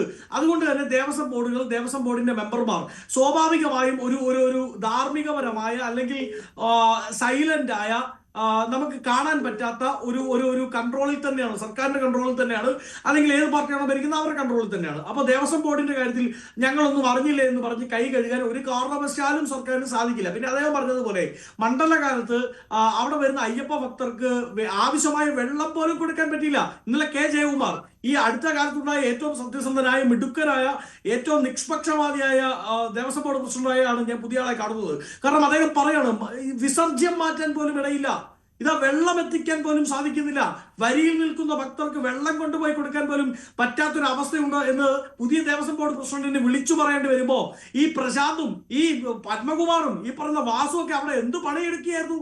അയ്യപ്പൻ മുതൽ അരവണ വരെ അടിച്ചു മാറ്റാൻ ഇവർ ഓടി നടന്ന സമയത്ത് പാവപ്പെട്ട അയ്യപ്പ ഭക്തർക്ക് ആവശ്യമായ ഒരു വെള്ളമെങ്കിലും ഒരു ഗ്ലാസ് വെള്ളമെങ്കിലും എത്തിച്ചു കൊടുക്കാൻ ഇവന്മാർക്ക് സൗകര്യമില്ലായിരുന്നു. ഇവർ ചെയ്തുകൊണ്ടിരുന്നത് എന്താ, അവിടെ അടിച്ചു മാറ്റുക, അഴിമതി നടത്തുക, സ്വർണത്തിന്റെ അകത്ത് സ്വർണം പൂശാൻ വേണ്ടി സ്വർണം അടിക്കുക എന്ന് പറഞ്ഞുകൊണ്ട് പൈസ ഉണ്ടാക്കാൻ നടന്ന വൃത്തികെട്ടവന്മാരാണ് ഇവന്മാർ. അതിന് ദൈവം കൊടുക്കുന്ന അല്ലെങ്കിൽ അയ്യപ്പ ഭക്തരുടെ ആഗോള തലത്തിലുള്ള എല്ലാ മതവിശ്വാസികളുടെയും പ്രാർത്ഥന, അത് ഈ ഒരു ശക്തി കേൾക്കുന്നുണ്ടല്ലോ, ദൈവം എന്ന് പറയുന്നത് ഏത് പേരിട്ട് വിളിച്ചാലും ആ ശക്തി കേൾക്കുന്നത് കൊണ്ട് ആ ശക്തിയുടെ ഇടപെടലായാണ് ഞാൻ ഇതിനെ കാണുന്നത്. അയ്യപ്പന്റെ സ്വത്ത് അടിച്ചു മാറ്റിയവന്മാരുടെ ഒന്നും കൈ ഇനി പൊങ്ങുമെന്ന് ഞാൻ വിചാരിക്കുന്നില്ല. അതിൽ വാസവനിലേക്കും, അത് നിയമത്തിന്റെ ഏത് ഊരാക്കുടുക്കുണ്ടെങ്കിലും, എത്ര വലിയ ബാരിക്കേഡുകൾ നിയമത്തിന്റെ ഉണ്ടെങ്കിലും അതൊക്കെ ചാടിക്കടന്ന് ആ വാസവനും ഇതിൽ പ്രതിയേർക്കപ്പെടും വരും ദിവസങ്ങളിൽ എന്ന പ്രതീക്ഷ വരും. അത് പ്രശാന്തിൽ വന്നാൽ മാത്രം, പ്രശാന്തിലെങ്കിലും വന്നാൽ നമുക്ക് പറയാം ഈ അന്വേഷണം എന്തായാലും സർക്കാരിന് ആരെയും സംരക്ഷിക്കാൻ പറ്റാത്ത രീതിയിലേക്ക് വന്നിട്ടുണ്ട് എന്ന്. പക്ഷേ പ്രശാന്തിനെ അങ്ങനെ കൈവിടാൻ സർക്കാർ തയ്യാറാകുമെന്ന്, CPM തയ്യാറാകുമെന്ന് താങ്കൾ കരുതുന്നുണ്ടോ? അങ്ങനെ ഒരു വിശ്വാസം താങ്കൾക്കുണ്ടോ? അതിന്റെ റൂട്ട് ഇതാണ്. അതായത് പത്മകുമാർ പെട്ടാൽ സ്വാഭാവികമായും പത്മകുമാറിന് ഇനി ആരെ സംരക്ഷിക്കേണ്ടി വരില്ല. അങ്ങ് പറഞ്ഞതുപോലെ മറ്റേയാൾ പെട്ടാൽ ആരെ സംരക്ഷിക്കേണ്ടി വരില്ല എന്നത് പറഞ്ഞതുപോലെ പത്മകുമാർ പെട്ടു എന്ന് പത്മകുമാറിന് ബോധ്യമായാൽ ഇതിൽ ആരൊക്കെ ഉണ്ട് എന്ന് പത്മകുമാർ വിളിച്ചു പറയും എന്ന ബോധ്യമാണ് എനിക്കുള്ളത്, എന്ന വിശ്വാസമാണ് എനിക്കുള്ളത്. കാരണം അങ്ങനെ ഞാൻ മാത്രം കരിയോയിലിൽ മുങ്ങണ്ട എന്ന തീരുമാനത്തിലേക്ക് പത്മകുമാർ പോകും. ആരൊക്കെ അറിഞ്ഞുകൊണ്ടാണ്, ആരൊക്കെ വീതം പറ്റിക്കൊണ്ടാണ് ഈ കൊള്ള നടത്തിയത് എന്ന് പത്മകുമാറിന്റെ വായിൽ നിന്ന് തന്നെ മൊഴി വരും. ആ മൊഴി പ്രശാന്തിലേക്കും വാസവനിലേക്കും കടകംപള്ളിയിലേക്കും നീളും എന്നതിൽ യാതൊരു സംശയം വേണ്ട. ഇപ്പൊ കടകംപള്ളി ഇന്ന് നിങ്ങളടങ്ങുന്ന മാധ്യമങ്ങളോട് എന്താ പറഞ്ഞത്? ദേവസ്വം ബോർഡിനെ ഞങ്ങൾക്കൊന്നും നിയന്ത്രിക്കാൻ പറ്റില്ല, ഞങ്ങൾക്ക് യാതൊരുവിധ തരത്തിലും ദേവസ്വം ബോർഡുമായി ബന്ധപ്പെട്ട് ഒന്നും ചെയ്യാൻ പറ്റില്ല. പിന്നെ എന്തിനാണ് ഇയാൾ 5 വർഷക്കാലം അവിടെ ഇരുന്ന് ഈ അയ്യപ്പ ഭക്തരുടെ ടാക്സ് പണം കൊണ്ട് ശമ്പളം കൈപ്പറ്റിയത്? പിന്നെ എന്തിനാണ് ഇയാളും ഇയാളുടെ 30 അംഗ പേഴ്സണൽ സ്റ്റാഫ് അംഗങ്ങളും ഇനി ആജീവനാന്ത കാലത്തോളം 60 അംഗ പേഴ്സണൽ സ്റ്റാഫ് അംഗങ്ങളും ഇനി ആജീവനാന്ത കാലത്തോളം ഈ പാവപ്പെട്ട അയ്യപ്പ ഭക്തരുടെ കയ്യിൽ നിന്ന് തുട്ടും നാണയവും വീഴുന്ന ടാക്സ് പണം എടുത്ത് ആജീവനാന്ത കാലത്തോളം പെൻഷൻ വാങ്ങാൻ പോകുന്നത്? പിന്നെ എന്താണ് ഇവന്മാരുടെ പണി? എന്ത് ധാർമ്മിക ഉത്തരവാദിത്തമാണ് അവന്മാർക്ക് ഇതിലുള്ളത്? ഇത് വിളിച്ചു പറയാൻ നാണമാവുന്നില്ലേ? ഞങ്ങൾക്കൊന്നും ചെയ്യാൻ പറ്റില്ല. പിന്നെ എന്ത് ചെയ്യാനാണ് വേറെ പണി? അവിടെ വെള്ളം കൊടുക്കണമെങ്കിൽ ദേവസ്വം ബോർഡ്, വിസർജ്യം മാറ്റണമെങ്കിൽ ദേവസ്വം ബോർഡ്, ബാരിക്കേഡ് കെട്ടണമെങ്കിൽ ദേവസ്വം ബോർഡ്, സ്വർണ്ണം അടിച്ചുകൊണ്ട് പോയാലും ദേവസ്വം ബോർഡ്, അരവണയിൽ അഴിമതി ഉണ്ടായാലും ദേവസ്വം ബോർഡ്, എല്ലാം ദേവസ്വം ബോർഡാണെങ്കിൽ ക്രെഡിറ്റുള്ള കാര്യങ്ങളിൽ ക്രെഡിറ്റ് എടുക്കണമെങ്കിൽ അവിടെ സർക്കാർ, ബൽദേവ് ക്രെഡിറ്റ് എടുക്കണമെങ്കിൽ സർക്കാർ. അല്ല, 2024 കേരളത്തിന്റെ ചരിത്രത്തിൽ ശബരിമലയിൽ ഏറ്റവും നല്ല രീതിയിലുള്ള ദർശനം നടന്ന ഒരു പ്രശ്നവുമില്ലാതെ അന്നിരുന്ന് നമ്മളെ അറസ്റ്റ് ചെയ്യണമെന്ന് പ്രശാന്തൊക്കെ ആയിരുന്നു ദേവസ്വം ബോർഡ് പ്രസിഡന്റ്. പിന്നെ ഒരു കാര്യം ഞാൻ പറയാം, ഹൈക്കോടതിയുടെയും മറ്റ് പല കോടതികളുടെയും നേതൃത്വത്തിൽ പല അന്വേഷണങ്ങൾ നടന്നിട്ടുണ്ട്. അന്വേഷണം വഴിതിരിച്ചു വിടുന്ന ഗവൺമെന്റ് സ്ട്രോങ് ആയിട്ട് അങ്ങോട്ട് വിചാരിച്ചാൽ അതിന് പറ്റിയ അന്വേഷണ ഉദ്യോഗസ്ഥനെ വെച്ച് ഇപ്പൊ തന്നെ നമുക്കറിയാം, ഉണ്ണികൃഷ്ണൻ പോറ്റിയുടെയും നേരത്തെ അറസ്റ്റ് ചെയ്തവരുടെയും മൊഴിയുടെ അടിസ്ഥാനത്തിലാണ് അറസ്റ്റ് പത്മകുമാറിലേക്ക് നീങ്ങിയത്, വാസുവിലേക്ക് നീങ്ങിയത്. അപ്പോൾ ആ മൊഴി അന്വേഷണ ഉദ്യോഗസ്ഥന് ആ മൊഴികൾ രേഖപ്പെടുത്താതിരിക്കുകയോ ഇവര് കുറ്റക്കാരാകുന്ന ഭാഗം ഡിലീറ്റ് ചെയ്തൊക്കെ ചെയ്യാം. അപ്പോൾ ഗവൺമെന്റ് ഒരു ഇതിനകത്ത് സ്വാധീനിക്കുന്നില്ല എന്നുള്ളതിന്റെ തെളിവാണ് ഉണ്ണികൃഷ്ണൻ പോറ്റിയുടെ മൊഴിയായാലും നേരത്തെ അറസ്റ്റ് ചെയ്തവരുടെ മൊഴിയായാലും കൃത്യമായി 5 ഹൈക്കോടതിക്ക് നേരിട്ട് റിപ്പോർട്ട് കൊടുക്കണം. അതുകൊണ്ടാണെന്നാണ് വസന്ത് പറയുന്നത്. റിപ്പോർട്ട് കൊടുക്കുന്ന അന്വേഷണ ഉദ്യോഗസ്ഥനല്ലേ റിപ്പോർട്ട് കൊടുക്കുന്നത്. മൊഴി അന്വേഷണം ഹൈക്കോടതി ഈ അറസ്റ്റ് ചെയ്ത പ്രതികളുടെ മൊഴിയോ നേരിട്ട് എടുക്കുന്നില്ല. ചില കേസുകൾക്ക് കോടതി ജഡ്ജിമാരും മജിസ്ട്രേറ്റും ഒക്കെ നേരിട്ട് മൊഴിയെടുക്കുന്ന ചില കേസുകളുണ്ട്. ഇവിടെ അങ്ങനെ ഒരു കേസും ഹൈക്കോടതി മൊഴിയെടുത്തിട്ട് ഈ ശബരിമല അന്വേഷണവുമായി ബന്ധപ്പെട്ട് അത് അന്വേഷണ ഉദ്യോഗസ്ഥൻ കൊടുക്കുന്ന റിപ്പോർട്ട് മാത്രമാണ് ഹൈക്കോടതി മുമ്പിലുള്ളത്. അദ്ദേഹം വ്യക്തമായിട്ട് അന്വേഷിച്ചു. ആദ്യം 3-4 ഉദ്യോഗസ്ഥരെ അറസ്റ്റ് ചെയ്ത് ഉണ്ണികൃഷ്ണൻ പോറ്റി ഉൾപ്പെടെ മൊഴി വന്നു. ആ മൊഴിയിൽ പത്മകുമാറും വാസുവും പ്രതിയായിട്ടുണ്ട്. അവരുടെ അറിവോടുകൂടിയാണ് ഇത് മാറ്റിയതെന്ന് പ്രധാനമായിട്ട് ഉണ്ണികൃഷ്ണൻ പോറ്റിയുടെ മൊഴി. ആ മൊഴി മാറ്റിയാൽ മതി. അല്ലെങ്കിൽ കയ്യിലിരിക്കുന്ന പ്രതിയെ കൊണ്ടത് പറയിക്കാതിരുന്നാൽ മതി. പ്രതിയുടെ മൊഴിയുടെ അടിസ്ഥാനത്തിലാണ് നീങ്ങുന്നത്, അല്ലാതെ വാദിയല്ല ഇവിടെ പരാതിക്കാരന്റെ അടിസ്ഥാനത്തിലല്ല പോകുന്നത്. സാധാരണഗതിയിൽ ഒരു വാദിയുടെ മൊഴിയുടെ അടിസ്ഥാനത്തിലാണ് അന്വേഷണ സംഘം നീങ്ങുന്നത്. ഇവിടെ അറസ്റ്റ് ചെയ്യപ്പെട്ട പ്രതികളുടെ മൊഴിയാണ്. ആ പ്രതികളുടെ മൊഴി അന്വേഷണ ഉദ്യോഗസ്ഥർ വേണമെങ്കിൽ മാനിപ്പുലേറ്റ് ചെയ്യാം. വേണമെങ്കിൽ അവർ പറയാത്ത മൊഴി അതിനകത്ത് എഴുതി ചേർത്ത് നിരപരാധികളെ പ്രതികളാക്കാം. ഇതൊക്കെ ചെയ്യാം, കൂട്ടുപ്രതിയാക്കാം. പക്ഷെ അങ്ങനെ ചെയ്തിട്ടില്ല. കിട്ടിയ മൊഴികൾ അതേപടി രേഖപ്പെടുത്തിയത് കൊണ്ടാണല്ലോ വാസു അറസ്റ്റിലായത്. തീർച്ചയായിട്ടും അങ്ങനെ വന്നതുകൊണ്ടാ ഗവൺമെന്റ് അതിനകത്ത് സ്വാധീനമില്ലാതായിരുന്നുകൊണ്ടാ ഈ അന്വേഷണ ഉദ്യോഗസ്ഥരെ ഗവൺമെന്റ് പറയുന്ന ഒരു ഉദ്യോഗസ്ഥനെ അവിടെ വെച്ചിരുന്നെങ്കിൽ, ഞാൻ പറഞ്ഞാൽ കേൾക്കുന്ന ഒരു ഉദ്യോഗസ്ഥൻ ഞാൻ വെക്കാണ് ഇന്ന രീതിയിൽ അന്വേഷിക്കാവൂ എന്ന് പറഞ്ഞാൽ അതേ ഉദ്യോഗസ്ഥനെ അന്വേഷിക്കും. കോടതി മൊഴി എടുക്കുന്നില്ല. കോടതി SIT രൂപീകരിക്കുന്നത് ഗവൺമെന്റ് ആണല്ല, കോടതിയല്ല. കോടതി ഒരു ഉദ്യോഗസ്ഥന്റെ പേര് പറഞ്ഞിട്ടില്ല. കോടതി ഇന്ന ഉദ്യോഗസ്ഥനെ കൊണ്ട് അന്വേഷിപ്പിക്കാൻ കോടതി പറഞ്ഞിട്ടില്ല. കോടതി പറഞ്ഞിട്ടില്ല. അങ്ങനെ കോടതി പറഞ്ഞിട്ടേ ഇല്ല. ഗവൺമെന്റാണ് വെച്ചിരിക്കുന്നത്. ആ ഉദ്യോഗസ്ഥനെ സ്വാധീനിക്കാനും എത്രയോ പേരെ ഉദ്യോഗസ്ഥരെ മാറ്റിയിരിക്കുന്നു. എത്ര കേരളത്തിലെ അന്വേഷണ ഉദ്യോഗസ്ഥരെ നമ്മൾ മാറ്റിയിരിക്കുന്നു. ആരെയൊക്കെ മാറ്റിയിരിക്കുന്നു. ഇവിടെ സ്വപ്ന കേസിനകത്തൊക്കെ വന്നിരിക്കുന്നു. അതല്ല, ഈ കേസിന്റെ സ്വഭാവം അങ്ങനെയല്ല ശ്രീ ബൽദേവ്. ഏത് കേസിന്റെ സ്വഭാവമായാലും ഗവൺമെന്റിന് സ്വാധീനിക്കണമെന്നുണ്ടെങ്കിൽ തീർച്ചയായിട്ടും ഉദ്യോഗസ്ഥരെ സ്വാധീനിക്കാം. ആ മൊഴിക്കകത്ത് മാനിപ്പുലേറ്റ് ചെയ്യാം. അതൊന്നും ഇവിടെ ചെയ്തിട്ടില്ല. അത് ചെയ്യാത്തത് കൊണ്ടാണ് തീർച്ചയായിട്ടും പോകുന്നത്. അത് പരിപൂർണമായിട്ട് ഒന്ന് വഴങ്ങൂ, ഞാൻ ഉത്തരം പറയാം. അതായത് സാധാരണ കേസുകളിൽ ബഹുമാനപ്പെട്ട കേരള ഹൈക്കോടതിയുടെ സർവൈലൻസിൽ കേസുകൾ അന്വേഷിക്കപ്പെടാറുണ്ട്, അത് ശരിയാണ്. പക്ഷേ ഈ കേസിൽ അദ്ദേഹം തന്നെ പറഞ്ഞു ഇന്ന ഉദ്യോഗസ്ഥൻ വേണമെന്ന് കേരളത്തിന്റെ ഹൈക്കോടതി ശാഠ്യം പിടിച്ചില്ല, ശരിയാണ്. പക്ഷേ SIT ആരാണ് എന്ന് ഞങ്ങൾക്ക് അറിയണമെന്ന് കേരളത്തിന്റെ ഹൈക്കോടതി പറഞ്ഞിട്ടുണ്ട്. അന്നേ ദിവസം കേരള ഹൈക്കോടതിയിൽ ഉണ്ടായിരുന്ന ഒരാളാണ് ഞാൻ. കേരള ഹൈക്കോടതി ഓൺ വേർഡ് വളരെ ക്ലിയർ ആയി പറഞ്ഞു ആരാണ് SIT എന്ന് സർക്കാർ ഞങ്ങളെ അറിയിക്കണം. അതായത് നിങ്ങൾക്ക് തോന്നി ഞാൻ പറഞ്ഞ ബലദേവ് ഈ വിഷയത്തിൽ അദ്ദേഹം സർക്കാരിനൊപ്പമാണ് എന്ന് ഞാൻ വിചാരിക്കുന്നില്ല. പക്ഷെ സർക്കാരിന് തോന്നിയവരെ എഴുതിക്കൊണ്ട് ചെന്നിരുന്നെങ്കിൽ, അതായത് അജിത് കുമാറും ശ്രീജിത്തും ഒക്കെ കൂടെ അന്വേഷിക്കട്ടെ എന്ന് എഴുതിക്കൊണ്ട് ചെന്നിരുന്നെങ്കിൽ അതെടുത്ത് കേരള ഹൈക്കോടതിയുടെ ഡസ്റ്റ്ബിന്നിൽ തള്ളിയാലേ കോടതി. ആ ബോധ്യം വളരെ കൃത്യമായി സർക്കാരിന് ഉണ്ടായിരുന്നു. സർക്കാർ അഭിഭാഷകൻ പറഞ്ഞു കൊടുത്തിട്ടുണ്ടാവും അന്ന് കോടതിയിൽ ഉണ്ടായിരുന്നെങ്കിൽ. അതുകൊണ്ട് SIT ആരാണ് എന്നതിലടക്കം സൈലന്റ് ആയി കോടതി നിരീക്ഷിച്ചു. അദ്ദേഹം പറഞ്ഞൊരു കാര്യം, കോടതി നിരീക്ഷണം ഉണ്ടെങ്കിൽ പോലും അതിനെ വഴിതിരിച്ചു വിടണമെങ്കിൽ വിടാമെന്നായിരുന്നു. പക്ഷെ എന്റെ ടേക്ക് അതല്ല. എന്റെ ടേക്ക് ആ ഉദ്യോഗസ്ഥർ സത്യസന്ധരായതുകൊണ്ടും അവർക്ക് ആ സത്യസന്ധമായി അന്വേഷിക്കാൻ സാധിക്കുന്ന ഒരു പരിസരം, ഒരു ഗ്രൗണ്ട്, ഒരു മിനിമം ലെവൽ പ്ലേയിങ് ഫീൽഡ് അവർക്ക് കേരള ഹൈക്കോടതി ഉണ്ടാക്കി കൊടുത്തതും കൊണ്ടാണ്. അവർ സത്യസന്ധരാണ്. അതുകൊണ്ട് തന്നെ ഈ പറയുന്ന സർക്കാർ ഒരു അനാവശ്യമായ കൺട്രോൾ ഇനിഷ്യേറ്റ് ചെയ്താൽ അവർക്ക് അത് വേണ്ട, അത് പറ്റില്ല, ഞങ്ങൾ ഇതാ കോടതിയിലേക്ക് പോവുകയാണ്, കോടതിയിൽ ഞങ്ങൾ റിപ്പോർട്ട് കൊടുക്കും എന്ന് പറയാനുള്ള ഒരു അവസരം ബഹുമാനപ്പെട്ട കേരളത്തിന്റെ ഹൈക്കോടതി ഉണ്ടാക്കി കൊടുത്തത് കൊണ്ടാണ് അത് സാധ്യമാകുന്നത്. അങ്ങ് വിചാരിക്കുന്നുണ്ടോ ഏതെങ്കിലും ഒരു സർക്കാർ ഭരിക്കുമ്പോൾ എല്ലാ പോലീസ് ഉദ്യോഗസ്ഥരും ആ പാർട്ടിക്ക് അനുകൂലമായി ചിന്തിക്കുമെന്ന്? അല്ലല്ലോ. ഞങ്ങൾ ഭരിക്കുമ്പോഴും എല്ലാവരും UDF-കാരാണോ? എല്ലാവരും കോൺഗ്രസ്സുകാരാണോ? അല്ലല്ലോ. അപ്പോ സ്വാഭാവികമായും ഈ സർക്കാർ ഭരിക്കുമ്പോഴും എല്ലാ ഉദ്യോഗസ്ഥരും ഏതാണ്ട് കലാപകലുഷിതമായ ഈ കാലത്ത് എല്ലാ ഉദ്യോഗസ്ഥരും കള്ളന്മാരാണ് എന്ന അവകാശവാദമൊന്നും ഞങ്ങൾക്കുമില്ല. അവസാനിപ്പിക്കുകയാണ് വസന്ത്. എന്തായാലും അന്വേഷണം നല്ല രീതിയിൽ മുന്നോട്ട് പോകുന്നതിന്റെ ഒരു തെളിവ് കൂടിയാണ് പത്മകുമാറും അറസ്റ്റിലായിരിക്കുന്നത്. ഇനി പ്രശാന്തിലേക്കാണോ അന്വേഷണ സംഘം കൈ നീളുന്നത് എന്നാണ് ഇനി അറിയുവാൻ ബാക്കിയുള്ളത്. റിമാൻഡ് റിപ്പോർട്ട് വളരെ പ്രധാനമാണ്. പത്മകുമാറിനെ റിമാൻഡ് ചെയ്യുന്നതിനായി പ്രത്യേക അന്വേഷണ സംഘം കോടതിയിൽ നൽകാൻ പോകുന്ന റിപ്പോർട്ട് അതിപ്രധാനമാണ്. അതിലായിരിക്കും ഇതുവരെയുള്ള അന്വേഷണ പുരോഗതിയുടെ ഏകദേശ ചിത്രം ഉണ്ടാവുക. നന്ദി. ചർച്ചയിൽ പങ്കെടുത്ത എല്ലാവർക്കും. ഇന്നത്തെ ചോദ്യം ഇതായിരുന്നു: വാസുവും പത്മകുമാറും അറസ്റ്റിൽ, പ്രശാന്തിനെയും അറസ്റ്റ് ചെയ്യേണ്ടേ? വേണമെന്ന് 93% പ്രേക്ഷകർ. വേണ്ടിവരെ അവസാനിക്കുന്നു. നന്ദി.